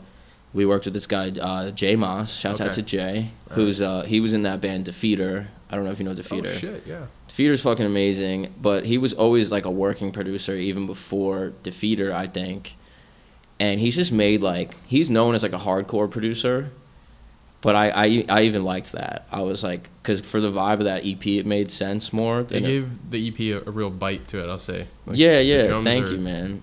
The drums sound so good on that record. Oh my god, because he just has like an amazing room, an amazing kit. His setup is absolutely insane, and yeah, I just kind of like was thinking about it, and it was one of those random things where I was like looking at his website. Me and Paul both wanted to work with him because he recorded Counterparts, he recorded Citizen, this band Verse. I don't know if you ever heard of Verse, but like that album is like one of those hardcore records. Again, that band might not have ever made a dime, but they changed like thousands of lives. They changed my life. Defeater changed my life. Fucking Have Heart. Like, this dude's work with bands where it's like, that shit is so meaningful to me, dude. And being in his crib, and he's got all the records up on the wall, and he was just so cool to us, man. He's such an interesting dude. He's got his life very like, kind of, he worked it around his music. He worked it around his career as a producer, and he lives in this amazing house out there in Massachusetts. And he's got the whole basement set up as like an amazing studio, and just these incredible amps, and like that was the big difference. Like, Dave can fucking do anything, dude. But Jay just had like the equipment where it was like, let's just try this, you know. I'm all about trying shit. Where it's we got one sound with Dave that I'm super fucking proud of and happy with, and we got another sound with Jay that I'm also super proud of. Different, right? You got to grow, man. Yeah, it's just a bit more raw. It's a bit. It suits that EP a bit more because that was more of like our heavier sound. So I literally had just emailed him like, "Hey, we're this band from the Bronx. Here's our record," and he emailed me back like very shortly and was like, "Yo, I love this. Let's work, and let's just figure something out." And Jay's very interesting. Like, he's all about the art. He was like, "I only really do full lengths. So a full length is gonna cost this much. If you guys can do it, then let's do it. If not, then like, you know, maybe we'll talk in like a couple years." And I was just like, if you can, like, that's some real shit. We're broke. Respect that. Yeah, we wish we could have done a full length, but we're broke as fuck. So what about like, you know, 5 songs, 6 songs? And then he was like, all right, cool. He figured out a time where he had like, we recorded it in like 5 days, and we stayed at his house. We were out there. That's legit. Chilling with his cat. Yeah, he's amazing. He has his house all set up with like a room that bands can stay in. He's got a whole room for us to just chill in. It's a beautiful thing. And him and his wife were so fucking cool to us. And I'm just literally sitting there like, dude, I've seen it. I've went to like, you know, at that time when I was in college, going through all that shit with Critic, I'm talking 2011, 2012. That's when Defeater was really coming out. And something really cool about Albany is they had a sick music scene. That was big. I didn't even expect that. So I saw Defeater, bands like that, Counterparts, 100th. I mean, I was all into like that sound at that time of like metalcore, hardcore. But like Defeater was just always like doing something very different. And production-wise, songwriting-wise, I was always like, wow. Like, not to say like for a hardcore band, but they just stood out, you know? And it was amazing. And yeah, just getting to be up in there and be like, yo, one of my favorite records, one of Paul's favorite records, Current Will Carry Us by Counterparts. Me and Paul like always connected over that band. We were always into that shit. Like before, I feel like that band was like such like a big name that they are now. Like we were listening to like their first album, and then when that album came out, we were just like, wow, like this sounds so fucking raw. The drums sound so fucking good. How fucking cool is that? And then we got to go out there and work with that dude. Like it's a give and take, man, because obviously it was more rushed than the first record. So there's little flaws in it that I'll hear that probably no one else would ever even notice. But there's something cool about that too, where it's just like, here's this little snapshot of exactly where we were at. We were both going through a crazy fucking time in our lives, to say the least, when we were out there. That seems to be like the story of our band. But dude, it all worked out, and that guy Jay's been amazing. I mean, he's like texted me randomly just to like say some random shit, because we would like joke around. We connected on music, just on life, man. We had some really, really great talks when I was out there, because Paul did his drum stuff and then he actually had to go home. So there was like a couple days when I was just out there, literally just like me, Jay's wife, and Jay's baby, little Dean, which is awesome. He's got his kid hanging out in like the studio and shit. Nice. That kid's gonna probably be like a musical fucking genius. And I ended up actually staying in Boston with our friend Jamal Fairbanks and a couple other people for like, it was supposed to be like one extra day, and I think it was like 3 days. And Jay was just like, dude, fucking, you're welcome to stay here. Jay's the greatest, man. He was so cool to me. Well, Fairbanks, and then also Jay Moss, the guy we recorded with, was like, you could stay here a couple extra days. It really doesn't matter to me. Like, you're fine. And it was so fucking cool to us. And just very, like, interesting seeing where he was at. He actually told me, I didn't even realize this, Jay's another one. Not that age even, like, fucking matters, but I never knew that he had been through, like, a shit ton of bands. And I don't even think he said he started Defeater until he was, like, 26, 27. So he was really all about it. And that was a huge, like, wake-up call to me, because I think we all get caught up in this music scene, like, it's weird. Like, you could be, like, if you direct a film at, like, 40, you're, like, a young director still, kind of. But if you are still in a band at 25, it's, like, you're old. But we're not. And, like, and that's what's cool is you do this shit long enough, you get pretty good at it. So that's where I'm at, is, like, you know what? I'm at a level where I feel really, I'm having a lot of fun with it again, because I'm fucking around. Good, man. And writing this new shit. And I feel that too. I feel like lately, you know, when I catch you at shows, whatever, like it's radiating off you. You know what I mean? And you guys are gigging a whole lot. That's something I want to get into. I want to take a quick break. You want another beer? I was just gonna say that. Thank you so much. Let's do a little quick break, and we'll be right back. We'll get right back into it with all kinds of legendary synapses firing stories and stuff. Right now, bro. Oh, this is fun, man. I'm gonna go take a pee.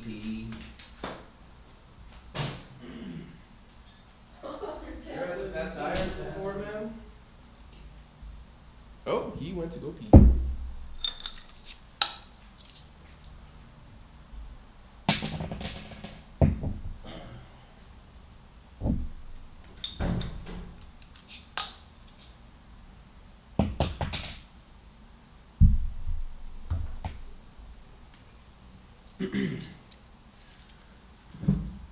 So a lot of the people that Sean has been mentioning throughout this show, I definitely plan on having on as well. I want to talk to Paul. I want to talk to Jay Fairbanks out there in Boston. If I got to go out to Boston and visit you, if I got to bring you over here, it's going to happen. Calling you guys out. Hopefully Dave and Jernico too. That'd be pretty bomb. And yeah, man, enjoying myself with Mr. Dowling.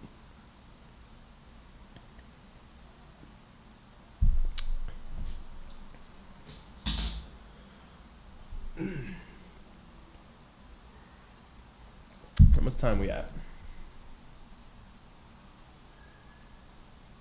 Holy shit. I've been talking to Sean for over an hour. That's awesome.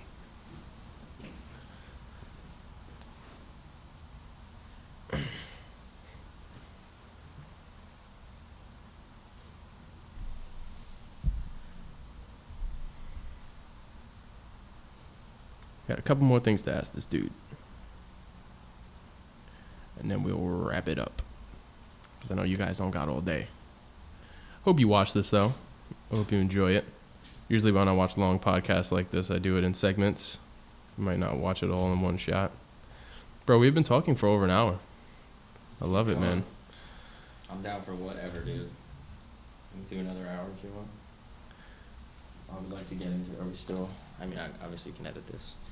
Or not. Nah, I'm not gonna edit any of this. I don't even care. Keep it all. Mm-hmm. Keeping it real, because I do want to talk about. We are gonna record again soon, but we'll get into that. Yeah, well, we can start with that actually. So I do want to move into the future. What's next for you guys? I got your backstory a little bit, and you know, I wanna know what shows you guys are playing. By the time this episode releases, you guys might have played a couple of those already. I know you have like a spring calendar coming up. Oh yeah. But mention them anyway, and then talk to me about the next musical endeavor that you guys have. Yeah, well, we got a busy month coming up. We took March completely off. We didn't play any shows. I mean, I did some acoustic stuff. And I did the Tiny Desk contest. I did do the Tiny Desk contest, which shout out to Bonner, man. Shout out to our whole community. Shout out to Danny right here, who was in like 8 of the 100 bands that played that 4. day. Yeah, whatever. Same shit. Might as well be 8 the way you be rocking, son. Damn. I did that, and I've honestly been in like full-blown writing mode. Good. I'm very weird. I have the next full length, like more or less done. When did you guys drop the last EP? Because I feel like this was very, very recently.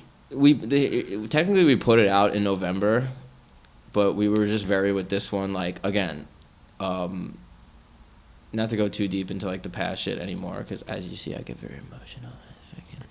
Oh my god! But Paul was going through some shit where he wasn't even really in the band at that time. So we dropped it in November. It's been out. People have been slowly finding it, but we really didn't play any shows or like do anything. So the way I see it is like little by little, man. With that one, we'll get to a point where I think a good amount of people have heard it, and the feedback's all been great. We just put out this video, so you know, it's all a growing process. And the way we're gonna do stuff is crazy, because when you're within a project and when you're doing something, sometimes it can feel like, oh my god, we've done. Like, it's been so long, but it really hasn't. I mean, we've been a band technically for a little while, but I don't really consider Synapses to have, like, really started as a band until, like, 2016. So it's really only been a couple years, and we did a full-length and an EP within those 2 years. Bro, can I tell you that Baychester's been a band for almost 10 years, and I feel like we haven't even gotten started in many regards. Exactly, but that's a beautiful thing, and it shows in your chemistry. That's the other thing that me and Paul always knew we had to do, and we always wanted that, because that's real musicianship right there. It's like, it was so frustrating having people come in and out of the band, because they're like, yo, they don't even realize, like, we were trying to build, like, a chemistry with you, dude. Like, we were trying to get you into our fucking world, and the way me and Paul are jamming-wise is very telekinetic at this point. And now with Isaiah, it's like he's right there with us. And it didn't even take that long. He was already there from the beginning. But I would say recently we've had more of that time and that space to just be like, yeah, let's just fucking play. Like, because that was something with this month, was like, we're not going to be doing a lot of shows. I'm going to be writing. We're prepping for like another little EP that we're about to go record. But I was moving quick. Yeah, hey, that's the thing. From outside perspective, I've had a few people be like, "Damn, you guys put out like an album and an EP already," and I'm like, I feel like I'm never doing enough. I feel like a lazy piece of shit. That's good, yeah. I guess it's good. Trying to learn to enjoy life a bit more though too. You know what? No, I had the same conversation with Mocha fucking 2 nights ago, and you know, he was expressing the same feeling. When I was telling him, this is a conversation that me and Mike Farley have all the time, and it's not that like you're a lazy piece of shit. It's just that you have so many ideas that like your physical reality cannot keep up with it. You know what I mean? Never. Exactly. So the important thing is to like, if you have an idea, like fucking move on it. You know? Yes. The thing that, you know, me and Farley's pet peeve is like having an idea and then not living it out. Nah, yeah, you totally. know? So that's the most important thing. That Well, I know you're moving crazy, but you're living out. Well, something really cool about what we're about to do is like, so we have a bunch of shows coming up in April. We got April 7th at Amityville Music Hall. Love that little Long Island scene out there. I mean, those people have been so fucking cool to us. You guys just played there recently with Dailies, right? Yes, back in December. Okay. So not that recent, but definitely, you know, recent enough. I love that fucking spot, and those people have been way cool to us. Honestly, we were getting better responses out there at a certain point than we were getting in our own backyard, which is amazing. So shout out to Long Island for always showing us love. We got April 15th with Rich People, The Insides, Casanova, Trick Blue, a bunch of like amazing bands at Gold Sounds. which is also like kind of like a home for us. We've played there a bunch. Where's Gold Sounds? Gold Sounds is in Williamsburg, Brooklyn. Brooklyn.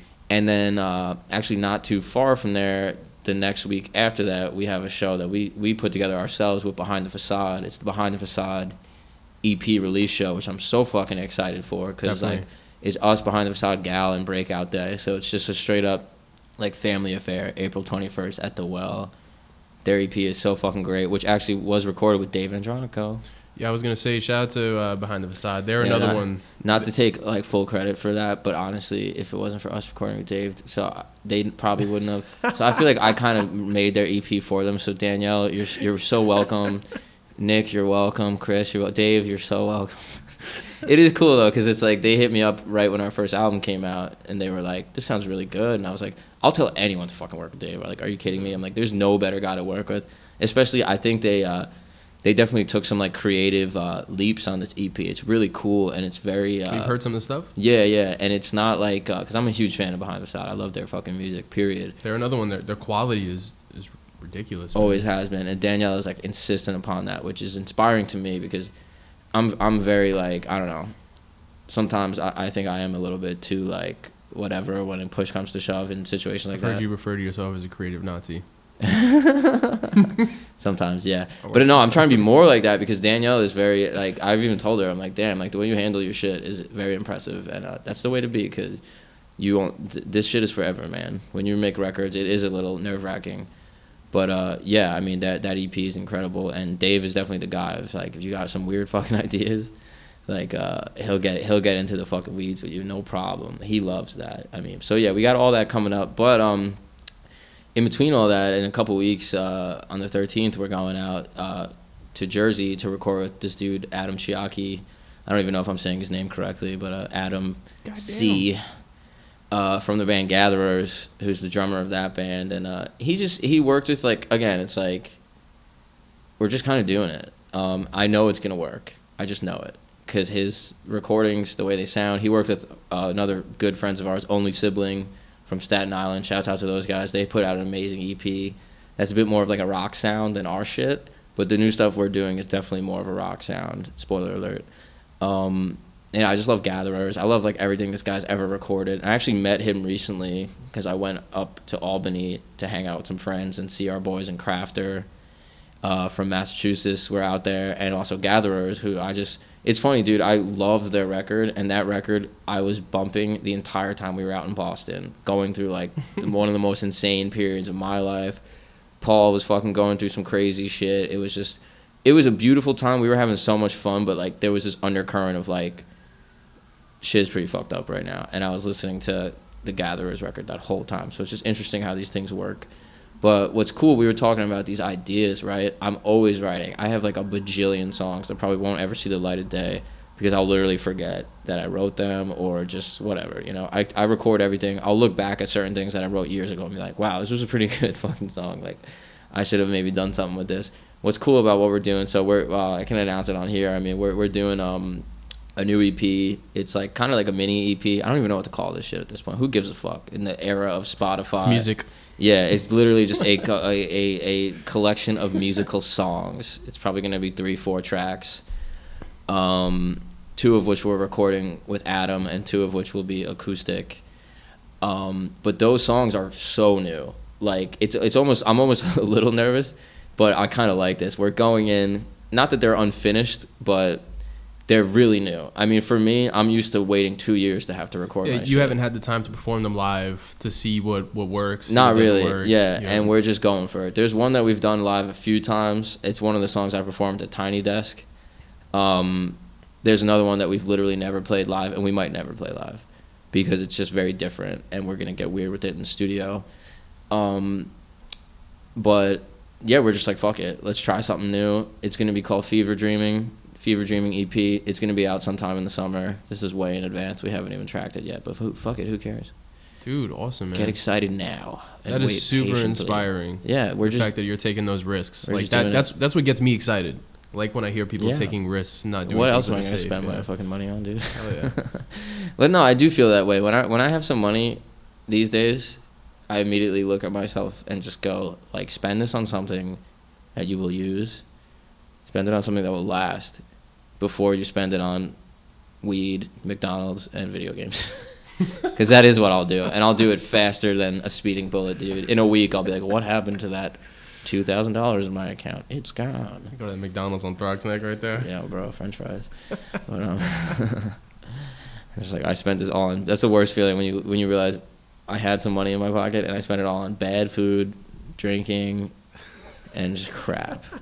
So I'm like, put this all, like, I literally told this dude, Adam, he was like, you don't have to, like, give me this much, like, up front. And I was like, just fucking take it, dude, because...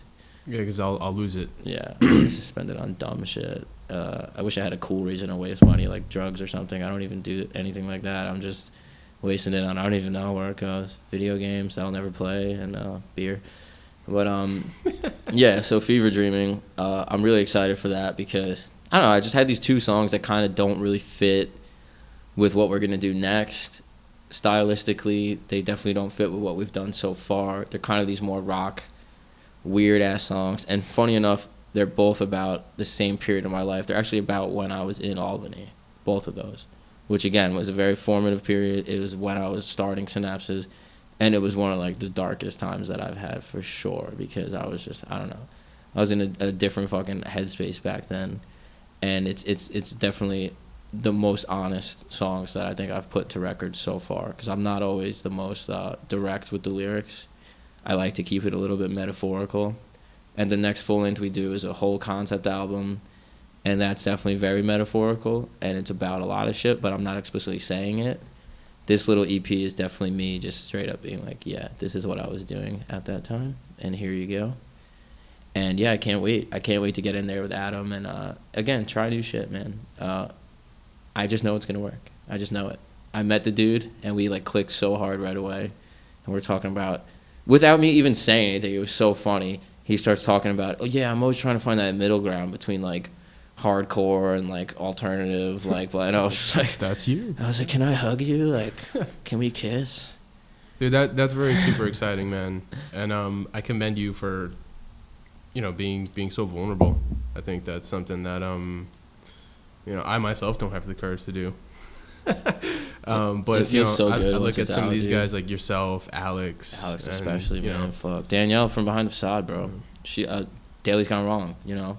Lyrics like that. I've never been like quite that type of songwriter where someone like Max Bemis or like Danielle Minch, like she's saying like pretty much exactly what the fuck was like going on in her life. Nick Keela's from Another Astronaut and Behind the Facade as well. Drew is another one. Drew, man. yeah, it's like novella, man. Like once I really had a chance to like look at those lyrics and a few of his songs, I'm like, damn, like this is like my songs are definitely very personal. It's all about real shit. I could tell you exactly what each one is about, but it's all metaphors, and I love metaphors. I love words. I love representing weird shit. Like Forgive, a lot of people have been like, who is Forgive about? Who's the lady? And like, there's not really like one person. There's you guys definitely have a music video for that too, right? For the first album, we have a Skin video. That's what it is. Yeah, okay. yeah, we have the video for Skin. You have a video out for each release that you have so far, right? Cool. Yes, and I wish we could do more. Right. Well, we are gonna do more for the EP. Mistakes is fairly new. Mistakes is very new. Go check that out. We recorded that with this dude, Anthony Altamura, out in Long Island. Shout out to Nightmare Film Crew for hooking us up and making a fucking sweet video with us. That guy was the shit. And, again, another person that I was like, we had never really worked together, but I was like, fuck it. I like his work. Who cares? Let's just do it. Let's just try it out. And you can't always wait around expecting everything to be fucking perfect, man. I like imperfections. I like weird shit. I like things that look like it was worked on by a fucking person and not some like overproduced thing where it's just like, our band is not about that, dude. Here's the music, here's the visual. I don't think it needs to be some like incredibly polished product all the time. The next full length will probably be a bit more like, I don't know, it's definitely more to like the rock, like pop side. I'll even say that. So get ready for some weird shit. But this guy's thinking ahead. I know. I think that's so good, far man. Ahead, it drives everyone around me crazy. No, that's how but that's the way to be, is like, we're about to go record this EP. It's only 2 songs, so it's like a little different. But I already have, like I said, I've been deep in writing the next full length. The Ruining You stuff is going to be yeah, I'm just really excited about that, and I feel really confident. I feel like probably everyone says this about their new album, but I feel like Cliche. total cliche. But I feel like it's the best shit I've ever written for sure. And the EP is gonna be great, and then that full length. It's not only I think the best songs I've ever written. It's definitely the most personal, and it is gonna be hopefully the last album and the last songs I ever write about like girls and like love, because like I feel like I'm gonna say it all with that next one and just be like, okay, Let that boat. we've had enough. Like sail. it's literally like that record when it does eventually come out is like all relationship like breakup shit, but it's going so deep into it where I'm like, okay, I've kind of like covered this. I already thought I covered it. Even with the EP, I was like, all right, let's try to stray away from like the typical, like, you know, not that was even a conscious thing, but I was like, just thinking about other things. That's what you're going through, man. Like, Yeah, it's just, Forgive is totally like a yeah. breakup record in a way, and it's a lot about growing up. I think is the main theme of that album is growing up and changing, and then also looking back on the way you were at certain times and things that hurt you and wondering why it affected you so much at the time.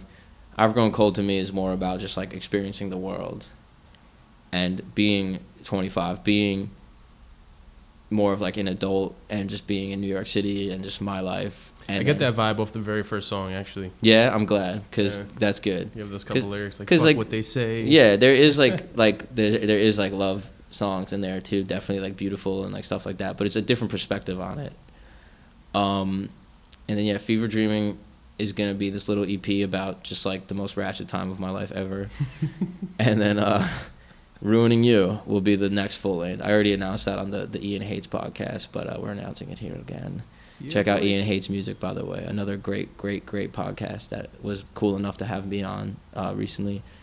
And yeah, man, Ruining You, that's been my headspace recently. Is like it's a whole concept record, and hopefully when we're a little more, this is way in advance, so it feels silly even talking about it now. But like you said, man, We'll probably do this again. of course, and like you're always ahead of the curve as a musician because it takes so long to go from me writing a song in my bedroom. Like I'm impatient, so I'm like, fuck, I wish I could record this shit tomorrow. Yeah. That's what's cool about the EP we're doing is like I do feel like those songs are like Because it's so fresh. they're newer than half the shit that's gonna be on the album that probably won't come out for another year or two, which This is is crazy. something that most people don't realize about musicians is that when you hear a new piece of music or a new record, that's something that band is most likely been living with for the past year. Absolutely, at dude. least. Not to even Like- seem crazier than I already do, but I have that full length that will come out hopefully in 2019 written. We already have basically In 2019. we basically already have like a whole nother EP on top of that we'll probably put out after that. That's going back to more of like the heavier vibe. Spoiler alert! I'm just giving away everything here. Who gives a fuck? Because like you know, I think it's fun to just be like, yeah, here's the plan. I also like saying this shit out loud because then I have to do You're it. manifesting it, bro. I'm manifesting. Now you it. have to do it. Fever You Dreaming need is to do coming it in now. the summer. Ruining You will probably be out like next winter. Phenomenal. And just writing wise, man, like I feel like I wrote something that tells like a story better than I ever have. Because that's been the one thing that like I love the EP, but I really missed that about the first record. Is like Concept. once I understood the concept that was there and I understood how I could structure the songs and I realized that there was like a unifying theme, I made some lyrical changes and I got into this whole different thing of like the songs are written, but there's a whole nother level of like thinking about it that you can just do in your head. You don't even have to be doing anything. I'll be at work thinking about should this song go here, should this song go there. I daydream about band shit at work. Or not even daydream, but yeah, that and just scheming, plan. That's like 90% of creativity, I Oh my think. God. It's like the actual implementation is obviously very, very important. But yeah, man, hell yeah, you always gotta be planning, and it's fun. It's fun to think about it in this context, and I love coming up with names. I love coming up with artwork. I already know exactly what the artwork's gonna be for both of those releases, and honestly, the third one that I was even talking about. Holy shit. I know exactly what I want it to be. And sometimes that changes, but I like sticking to those original ideas. And I know what it feels like to try to think of something, and I know what it feels like to just have pure inspiration and be like, yes, that's what the fuck it needs to be. And when I have those moments, I make sure to That's jot what it you gotta down. follow, yeah. And yeah, even if I will maybe second guess it a little bit later, I just go, nah, because now I have enough experience with the first record and with the second record where, like, if the artwork would have been anything else, I would have fucked up, because it's perfect. It's exactly what it should have been. It's the Throgsneck Bridge. It's actually the Whitestone Bridge. Whitestone. Unfortunately, no offense to Whitestone, Yeah, but still, it would have been cooler to make it Island. the Throgsneck Bridge, just because that is where I'm from. But it's the first record. I talked about this a little bit on Ian Hates, but the first record is it's a photo from a spot that I spent a ton of time at. I still go there all the time. It's sort of by this area in the Bronx, Silver Beach, that, you know.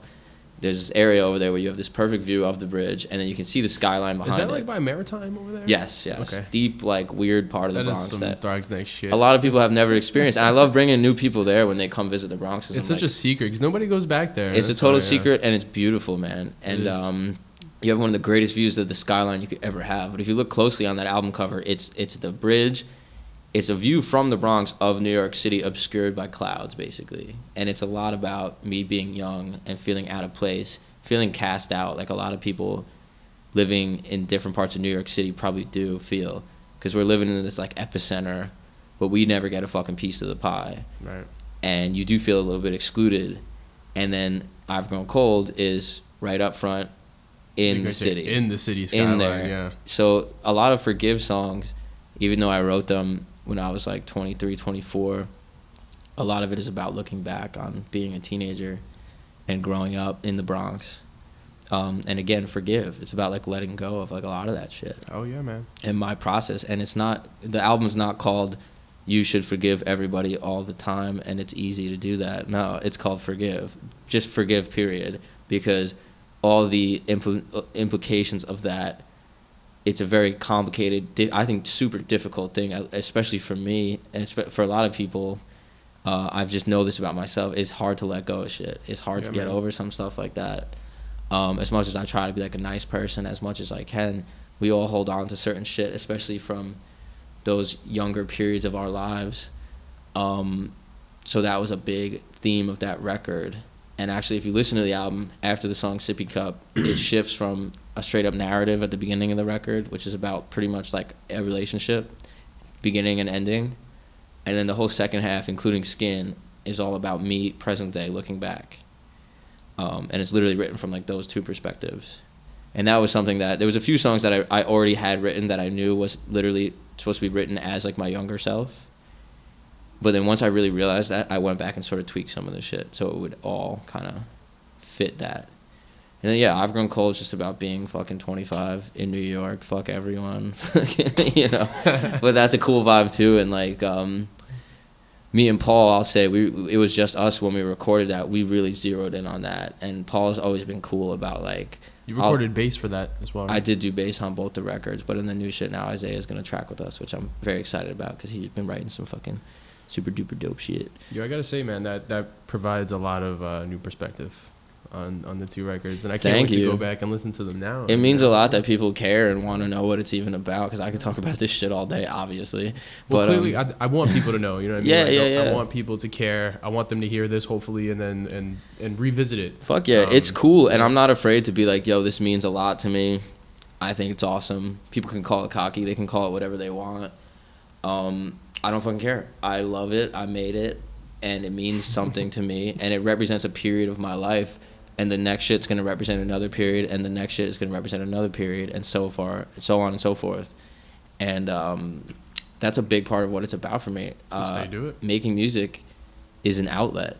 It is something that makes me go through life 10 times, a million times happier than I probably would have been without it, you know? And being able to express those things. Because growing up in the Bronx, I think we all went through a varying degree of some shit, you know? Whether it's heartbreak, whether it's losing friends, drugs. Talk to anybody. Exactly. Everyone's got horror stories. Yeah. And I'm sure that's anywhere, you know? It's not just specifically the Bronx, but it's a unique perspective out here. And I love that perspective. And that is the perspective that I'm always writing from. Because I love the Bronx, man. I've come back around where it's like Me too. We all have those moments where, like, why can't I just, like, get the fuck out of here? Now I'm just, like, full-blown, and I've embraced it, and I love it. And you realize when you do move away, like, wow, I miss, like, a lot of those little things. There are those shitty things. And moving back initially, let me just scooch this guy up a little bit. It was weird coming back because this was a place where I didn't always feel accepted. And I'm sure you feel that way. I'm sure anyone who's involved in the music scene, we were outcast big time. But then, especially with Bronx Underground, when it was at its height, I remember having this feeling even back then when I was like 17, like, yo, me and all my outcast friends, we fucking took this shit over, dude. Like, I had the quote-unquote cool kids in my high school asking me about FLC, being like, yo, you go to this, like, FLC thing? And I was like, just to be a dick, I was like, dude, you're mad fucking late. Don't even go. Because these people are, like, dicks to me my whole life. So I'm like, yeah, no, like, nah. But now I would have been like, yeah, come, like, there's amazing music going on. Like, you should see that. But no, it's true. And I'm just like, it's one thing to be an outcast in a place that is what it is, but it's like being an outcast in the Bronx specifically, I think, is a very different sort of perspective, because we're the outcasts of the outcasts up in here, because everyone's hip hop, everyone's this. Being like a rock and roll person, it's not such a big a deal now, I think, but back then there is still no home for us at the present moment. Definitely not. And I feel like we stood out so much back then, and Dave and all them really, they put their neck out there to make that scene happen, and it's hard to do that. So I understand why once that shit had its issues and it went away, it fucking sucks. It's hard to fill that void, because even recently, to be completely like transparent here, we've tried to contact like a few local things that would maybe be all ages venue, and people still have bad impressions of the older shows or whatever it is. They think it's gonna be some fucking mosh pit, fucking drugs and all that shit. And it's just like, whatever. I don't have the time to convince people that that's not what we're bringing to the table. And the crowd. And it sucks, because a lot of these bars or even just like locations, it's like, dude, this would help you.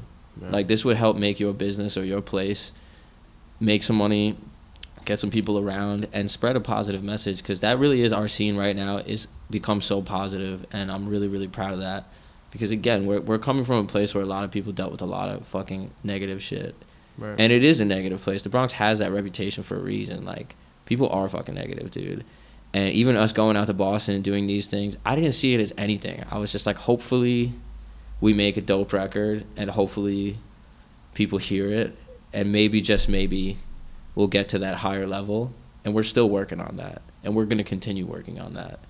But even just us doing that, people have this weird attitude where I'm like, they have a weird connotation. I'm like, yo, you this has nothing to do with you, okay? Like, it taught me a lot when we made this band, because people were so like, I don't know, it's like they wanted to have some say in like what I was doing as a musician, and I'm just like, this doesn't affect like outsiders? You. Yeah, just people being like, oh, you're a singer, well, since when? Or you do this, or you do that. And I'm just like, why do you give a shit? Like, why do you give a shit what we do?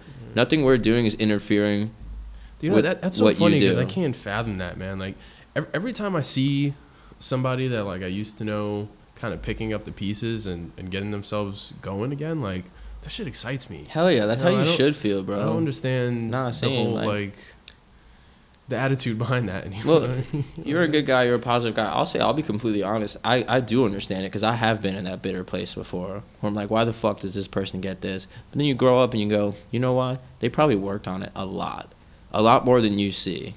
And even if they didn't work on it, they had something, or they just got fucking lucky, dude. This shit is like sort of fucking random. Like, there's a lot of incredible, some of my favorite bands, some of my favorite records, just like I was saying before, never made a fucking dime.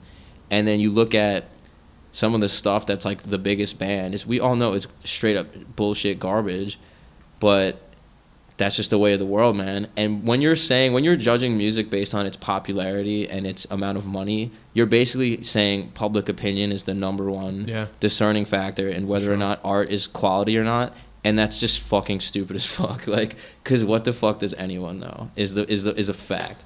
Like, people gave Radiohead fucking 1-star reviews when they came out. People gave Zeppelin as no review, you know. People slept on fucking Weezer. Like, come on now. Like, yo, like, if you're gonna act like that's the I'm so used to like bullshit getting massively huge, and bands that I think are the greatest bands ever, like, never making it out of the Bronx, that it's the least shocking thing to me ever at this point. When people are mad, bitter, like, why is this like Gucci Gang so popular? What's wrong with these kids? I'm like, at this point, I'm just like, let the kids listen to Gucci Gang. Who fucking cares? I like Gucci Gang. What's wrong with that? Like, You just whatever. keep doing what you're doing, man. Yeah, I wish the world was maybe different and a little more fair, but when the fuck has the world ever been fair? It's like the truth. And if you get caught up in always wondering why aren't we the next fucking this or that, then guess what? Music isn't fun anymore, and you're not doing it for the right reasons anymore. And I always try to remember that. I'm less bitter now than I have ever been.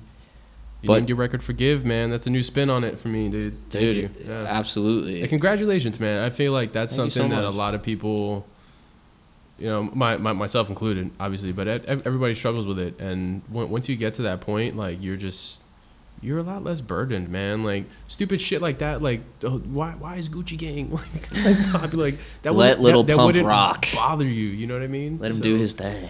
So congratulations, man. Yeah, And man, it's I do want to generational. say that the Bronx scene right now, I feel like we are having a bit of a resurgence. Cooking.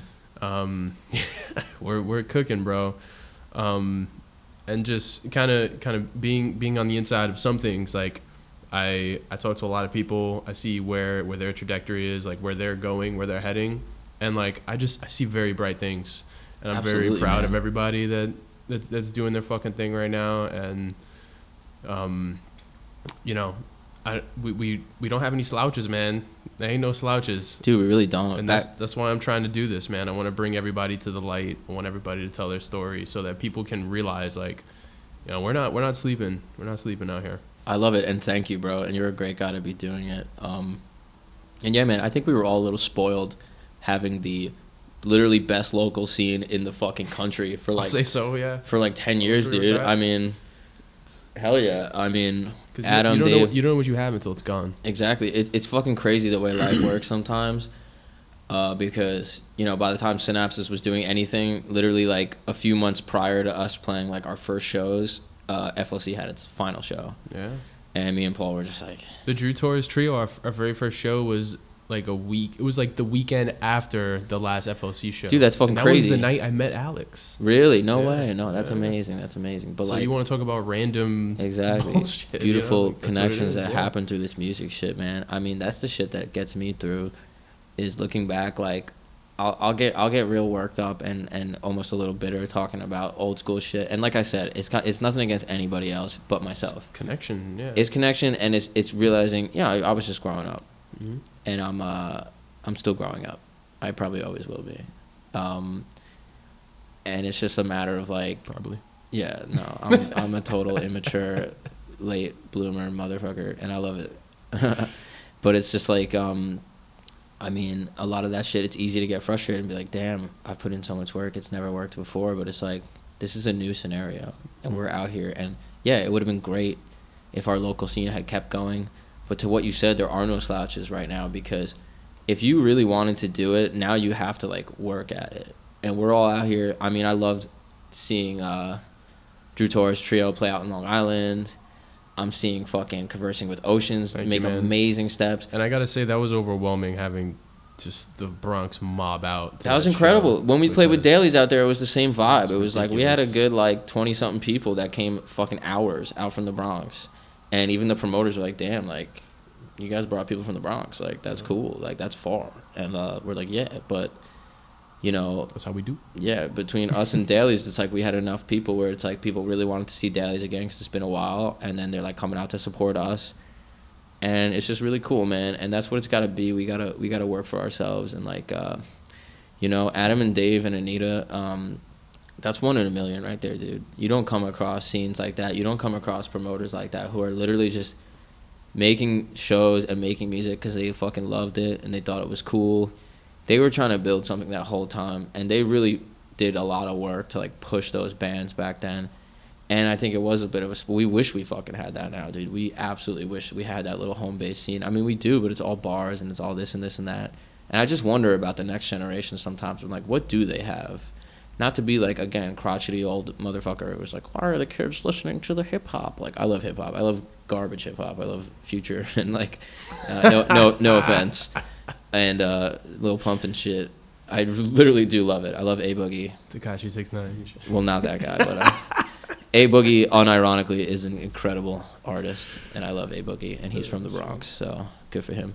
But no, it's just like, dude, we would have loved to have had that, and it meant so much to me at that age to have music that wasn't just about party bullshit. Everyone's so happy all the time. I feel like that's a lot of mainstream rock and a lot of mainstream hip hop right now is all hell yeah, happy, and it's like, look at the fucking world we live in, dude. Look at the world that this generation is coming into. I was scared enough when I was that age, dealing with 9/11 and all this other shit that I had no clue about, and it was like a rude awakening, you know.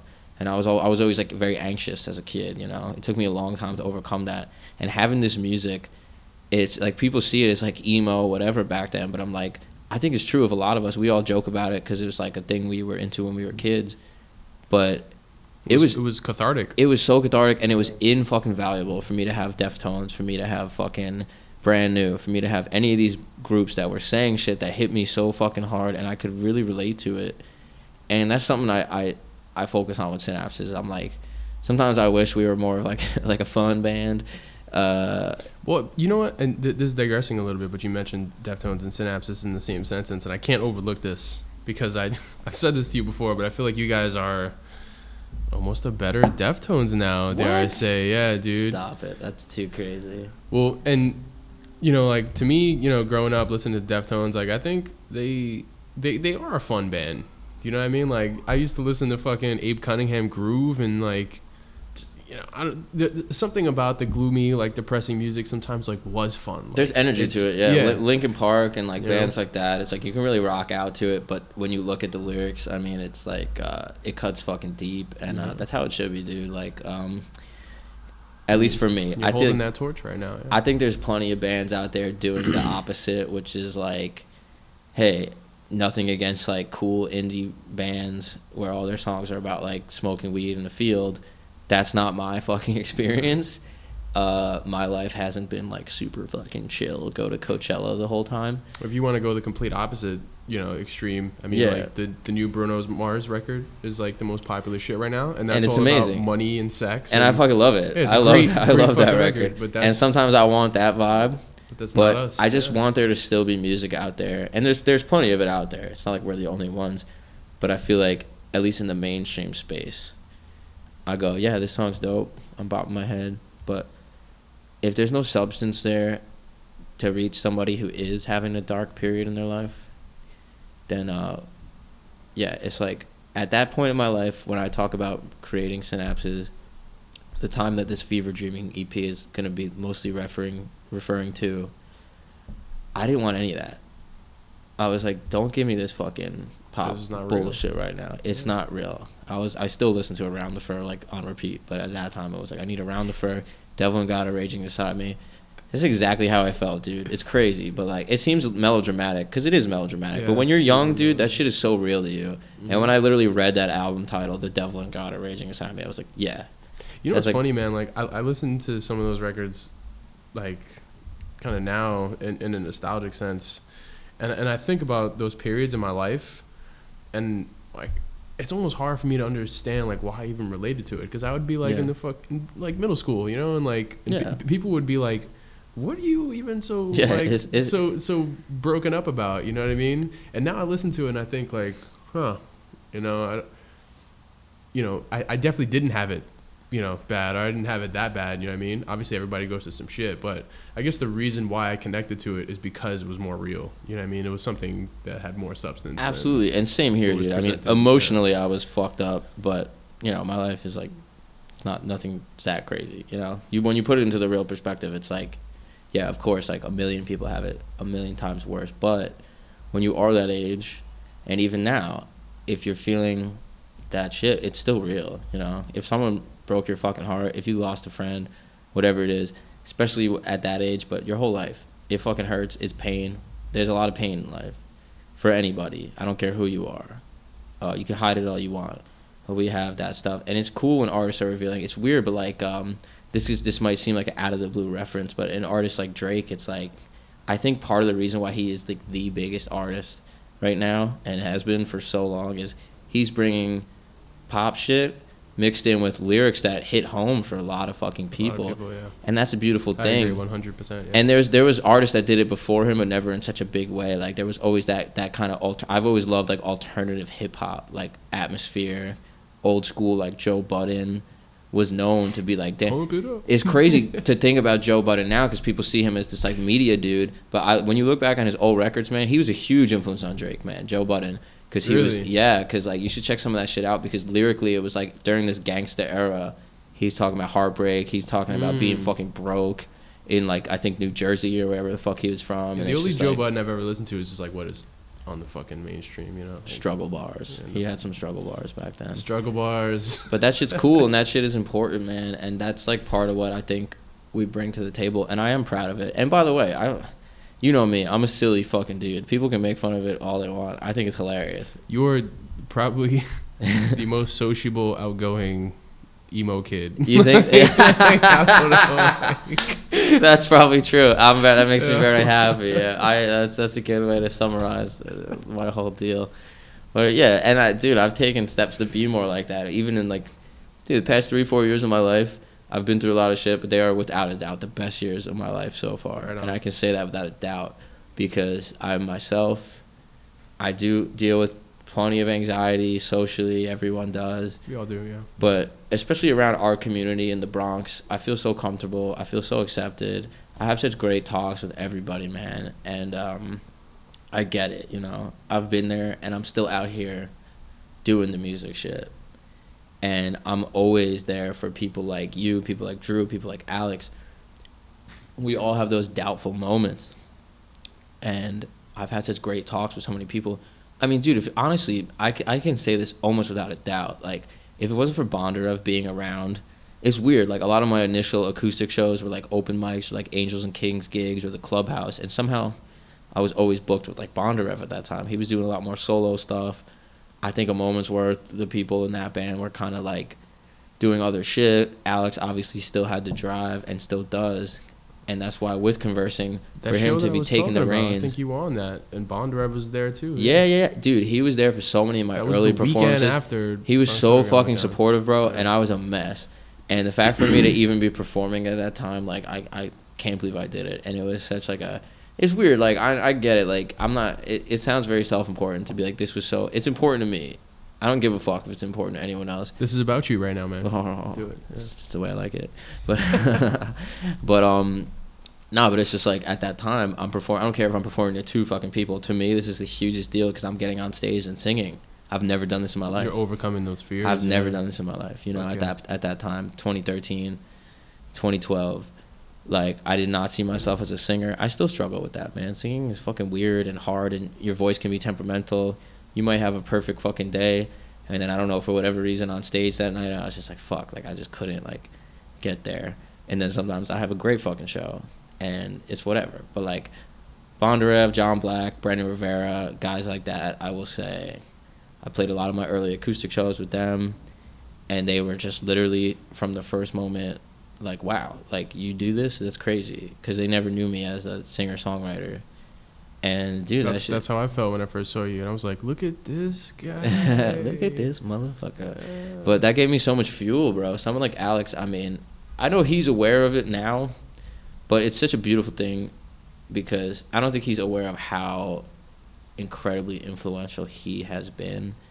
And not especially anytime. I mean, it's more now than ever. He's affecting more people now than ever, which is a beautiful thing. And his voice to me is so important. His perspective is so important. And I want the world to, like, understand his shit. Because it's made me a better, happier person. It's crazy. But, like, that's the power of music right there, man. But even in the Moments Worth days, our whole community was, like, obsessed with that band. And we knew every fucking word to his songs. And you read those lyrics still, I'm just like, damn, dude. Alex wrote that shit when he was, like, fucking 18. Yeah. And it's some of the most motivating, like, real shit I've ever heard in my life. He's got an incredible life story, man. He does. And it's just, like, talk about perspective, talk about overcoming anything, you know, and still being a positive, the most positive, like, incredibly friendly, great, real-ass fucking guy. Shout out to Alex. This is the Alex Bondarev Compliment Podcast. I'll end up having him, you know, in your seat eventually. We should have a podcast where we just compliment Alex the whole time. Yeah, word. Alex is, dude. He's so humble at times. I mean, me and Goo talk about this a lot, right, Goo?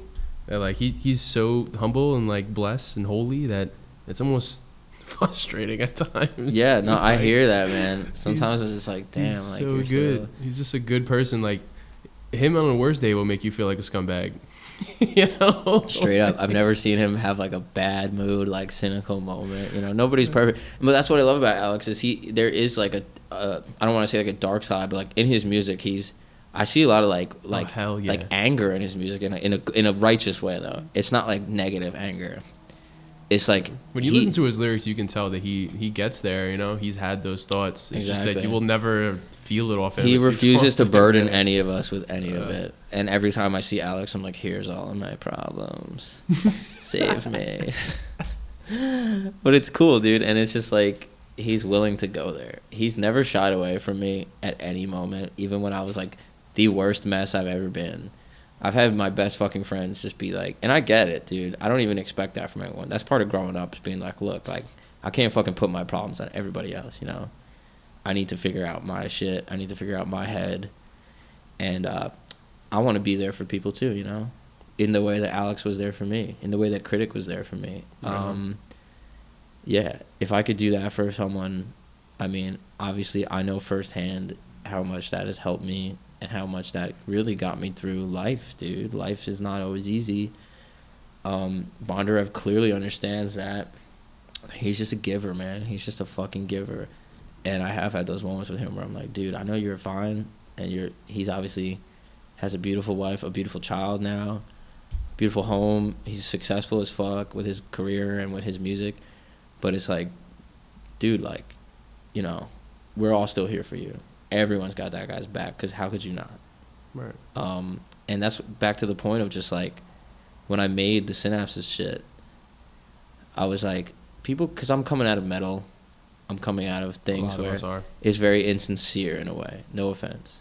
But being this whole tough guy, like, no, you're right. Fuck it up, we're also cool. Straight edge. No offense to Straight Edge. Shouts out to Crafter. We love those guys.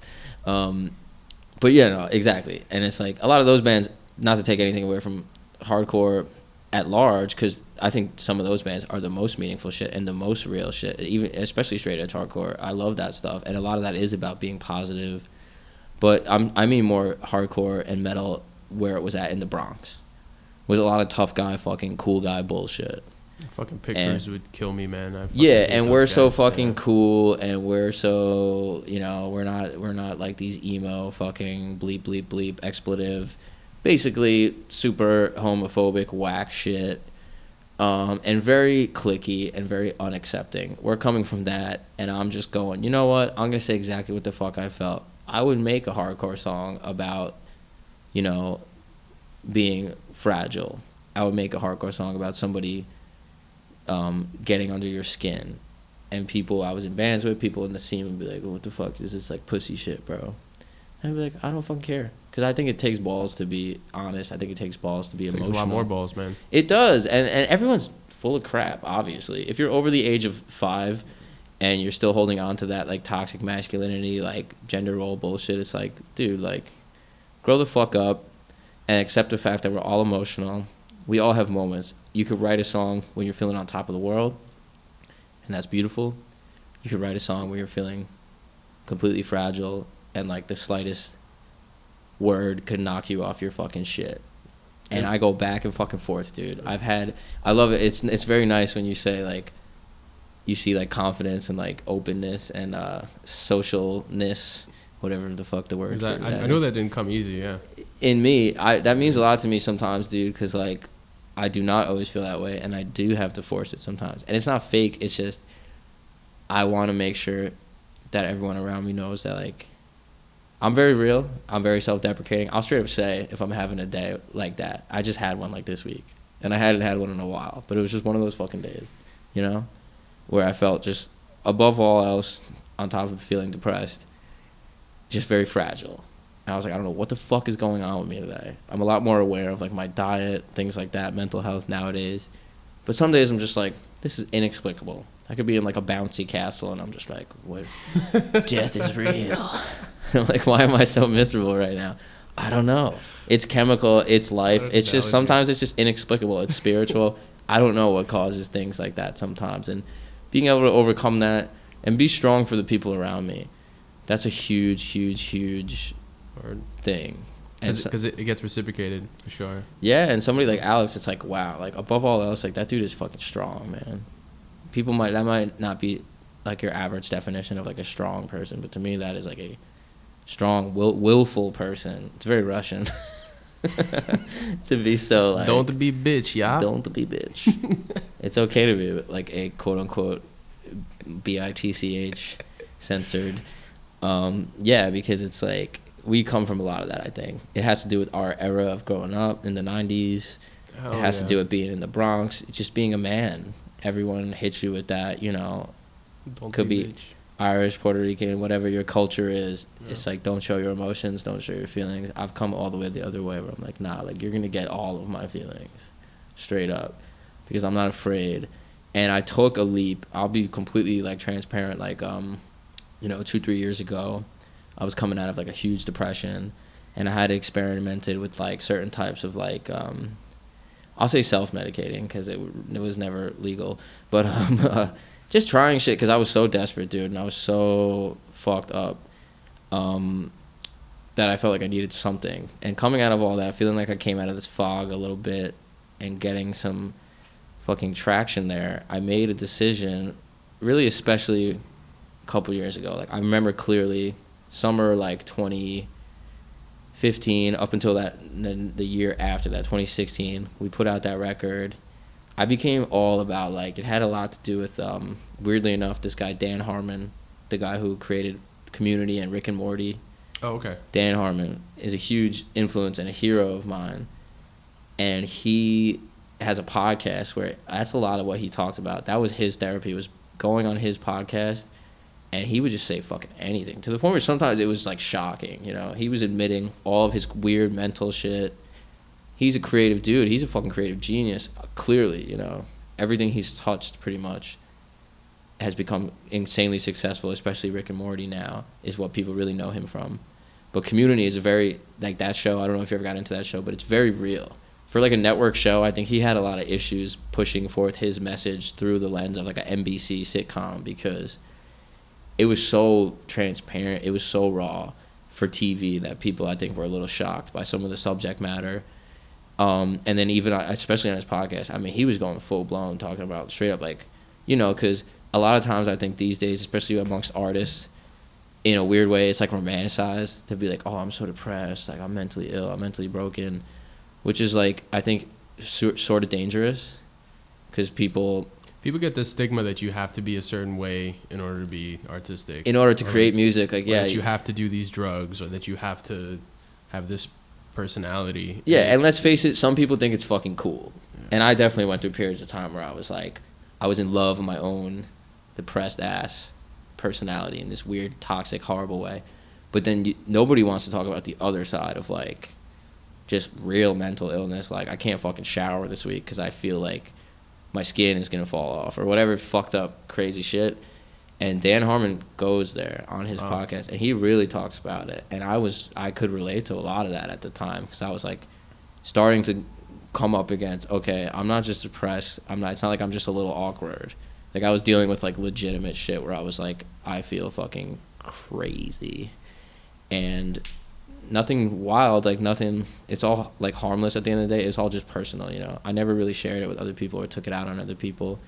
Part of me being weird, goofy ass person that I am now has a lot to do with just like, fuck it, I'm just gonna be open, man. Yeah. Once I hit that low of like, I can't be like this anymore, and I need to change, and I need to share this because I know other people are going through this, and I know they're not talking about it. Because it's one thing to be like, oh, I'm depressed, I'm anxious, but it's another thing to be like, I don't know, I don't want to be too specific because again, I'm not like, it's very personal, man. It's a lot of shit where it's like, you don't want people to worry about you. You don't want people to think you're fucking crazy, you know? Yeah, of course. It's a scary thing. You don't really need to be, but you just saying that in itself really, you know, I hope people listening or watching, if they've even gotten this far, like that type of stuff is kind of why I want to do this too, because it helps bridge the gap between, you know, the person who may want to go up to you and talk to you, but maybe has never, you know, built up the courage for whatever reason. Who knows what they're going through, you know, like these type of things, they kind of demystify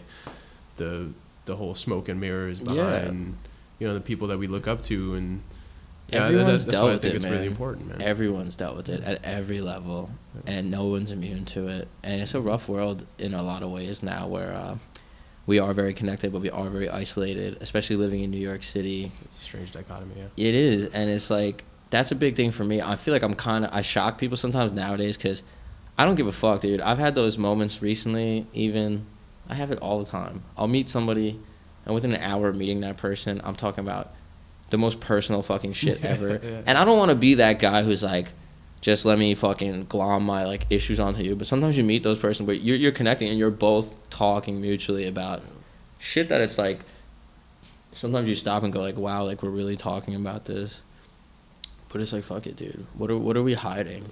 I'm okay with admitting that I have flaws. I'm okay with... People are becoming more aware of themselves as well, too. Yeah, you gotta be. And I think it was this weird world for a long time where we came out of 90s culture, 2000s culture, fucking Disney, fucking boy band bullshit, media, where everything's so perfect. That's what our song Mistakes is really about. On top of the media telling you have to be so perfect, our parents, our schools, everything around you. I see people freak the fuck out when they have the tiniest little thing. Yeah. And it's so sad sometimes, because I'll see the most beautiful fucking girl in the world, or the most talented guy, or whatever it is. They're so self-deprecating. They're so self-deprecating. And it's like, from my perspective, I think you're fucking incredible. I think you look amazing. I think whatever it is. But it's just, how do you tell somebody from within to love themselves? You can't. That's a personal fucking journey. But in order to share and be open, you try your best to overcome it as much as you can. And then it's all a thing. Me and you always have these talks, man. We've had plenty of good. This is just the one that's on record. We've had many good, like, drunken powwows about all this shit. Yeah. No, it's so important. And I'll say that about you, man. You've never been afraid to, like, go there. I meet a lot of people in the music scene and just New York City in general, where it's like... Well, it's not intentional, to be honest. It's like you said, you'll meet somebody... You're just real, bro. In an hour, you'll be there, you know? Some people are comfortable with it, some people are not. Our society now, though. People are becoming more quote-unquote woke. Yeah, it's good to be... I don't really like that term, but it's become like people make a joke out of it, but it is good that the discussion of mental health and stuff is like, we gotta stop this fucking cool guy bullshit. Like, everyone's just so fucking cool and perfect all the time. When I see people like that who are unwilling to like connect, oh, it's such a turn off, man. Yeah, and it's just like, good luck, yo. Pretty much, like, good luck. But like, to that point, I mean, like, I know, like, we weren't gonna quite like broach the topic of like our like day jobs and shit, and we still won't, but like, I have worked in like camps and like schools in the modern day, and the discussion of mental health is being talked about with an age group that we never had, dude. For us, it was still just like, yo, man the fuck up, pretty much. And even like, I know you're a huge basketball fan like me. I didn't even want to talk about the Knicks because that would have ended up being the whole podcast. We'll do another one. We should do a total NBA like finals podcast. You heard it here first. We're talking about the Yankees though too. No, I gotta get a spank in here because we just had fucking did our day, thing yesterday. Go Janky baseball, baby. But but like recently, Kevin Love, one of like the most visible athletes. Like Kevin Love, like I'll be real, he's not just an incredible athlete. Like, you could tell that dude was probably like the stud of like his entire life aura, because like he's a good looking, fucking handsome ass, charming ass Love dude. on his jersey. His last name is Love. Yeah. Like, what a sexy man. Kevin Love, holla at me. No. But like, you can just tell like that he was like a college athlete star, and he talked about having like a fucking panic attack and dealing with all that stuff. And then like Michael Beasley, like a bunch of prominent athletes talked about it. And then LeBron, like sometimes I hate LeBron just because I'm a Knicks fan, but like, you gotta respect the man as just like an open, he's an incredible athlete soul, bro. too, We're gonna look back on him like, he does donate his money a shit ton to like, yo, like everyone's gonna hate on him because he's the best, obviously. Like, I don't want to necessarily compare him to Muhammad Ali because it's like a different thing, but I just think because he's an Oscar winning flopper. Yeah. And he called himself the king of New York. Not the case, but it's just like, dude, in terms of just his openness, because I think we look back at Muhammad Ali and we go, wow, like a lot of people hated his fucking guts just for having the balls to say like, this war is wrong and I don't support this. And just because you're like all-American athlete guy doesn't mean I have to fucking support whatever the fuck you do and just fall in line and be like Mr. Sports, you know? That's exactly what LeBron's been doing. And he's super open about his own struggles, where he comes from. And he said something about that Kevin Love is just opening up the discussion. And I think that's what it's all about, because I've been through some therapy. That takes balls. Yeah, and like it's courage. I tell people all the time, man. I encounter a lot of people who are very stubborn, and I get it because I'm stubborn. I don't fucking like therapy, by the way. I've never liked it. I used to tell my therapist to his face, like, I fucking hate you, dude. I don't want to see you. And he's like, that's what I'm here for, buddy. Like, he was like a good guy. Thanks. Shout out to that dude. For anyone who had to be my therapist at 19, that's a tough gig.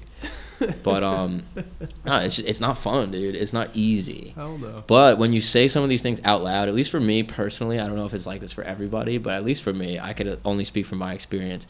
It was a huge release, because I think when you are stuck in your own head, a lot of times you get caught up in these patterns of thought, and you don't even realize that you've convinced yourself of something that's completely crazy. You literally create pathways in your brain. Yeah, no, you like literally do. When you get into those like really poisonous kind of episodes, and then you go to bed, when you wake up in the morning, you've just like cemented a pathway. You really did, and it could just be "I suck" on repeat in your head. I'm garbage.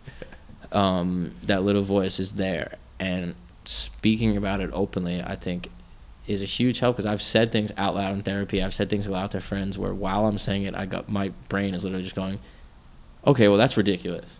Like, now that I just said it and spoke it into reality, I think that's fucking huge. So like, I don't even know what the fuck the whole point of this was, but the point is, artists, everyone dealing with mental health shit, it's definitely real. And you're helping people, bro. You're helping people with your music and what you're putting through. Yeah, I hope so. Like, I don't even see it that way. Like I just see it as if one person even does benefit from the music that we made, that's a life's work. It's just a huge added bonus. I don't have these high-minded things. I don't think that our music is something that's going to change the world or anything like that.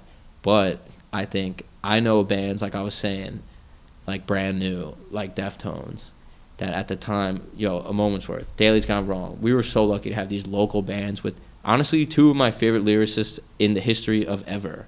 Like, it's nuts, but like, to me, those Alex and Joe from Daly's, having them literally in our fucking backyard, like, how fucking lucky are we? Because that shit was life-changing lyrically. I mean, and it's not just me, dude. It's hundreds of kids.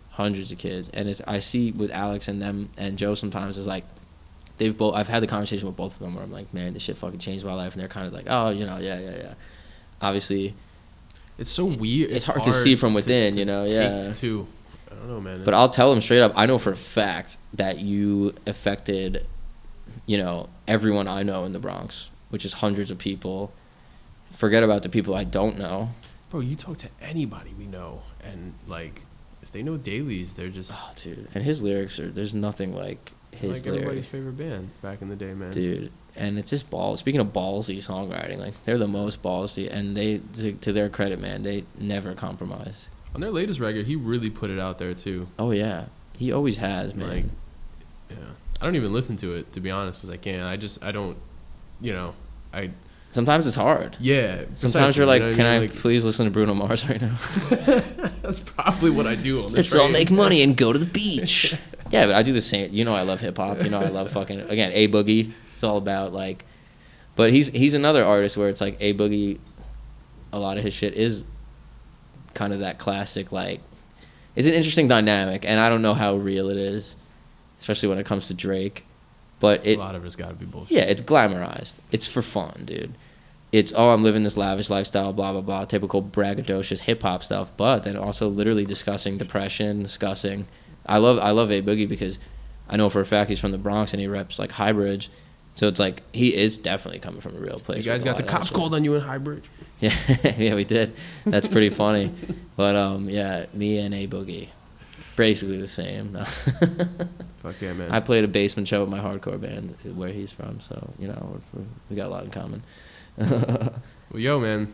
Dude, I want to thank you. I want to wrap this up for the listeners. Is there anything else that you want to say, man? Last words.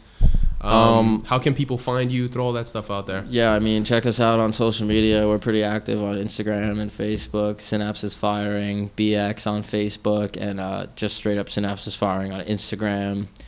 We got plenty of shows coming up in April. We got more coming up in May. I don't know when this will be out, but it doesn't fucking matter. Just look on those socials. Hopefully before then. Yeah. Check out our new music video for Mistakes, and check out our EP, I've Grown Cold, and our full-length album, Forgive. That's all on Spotify. That's all on anywhere you can find music, you know.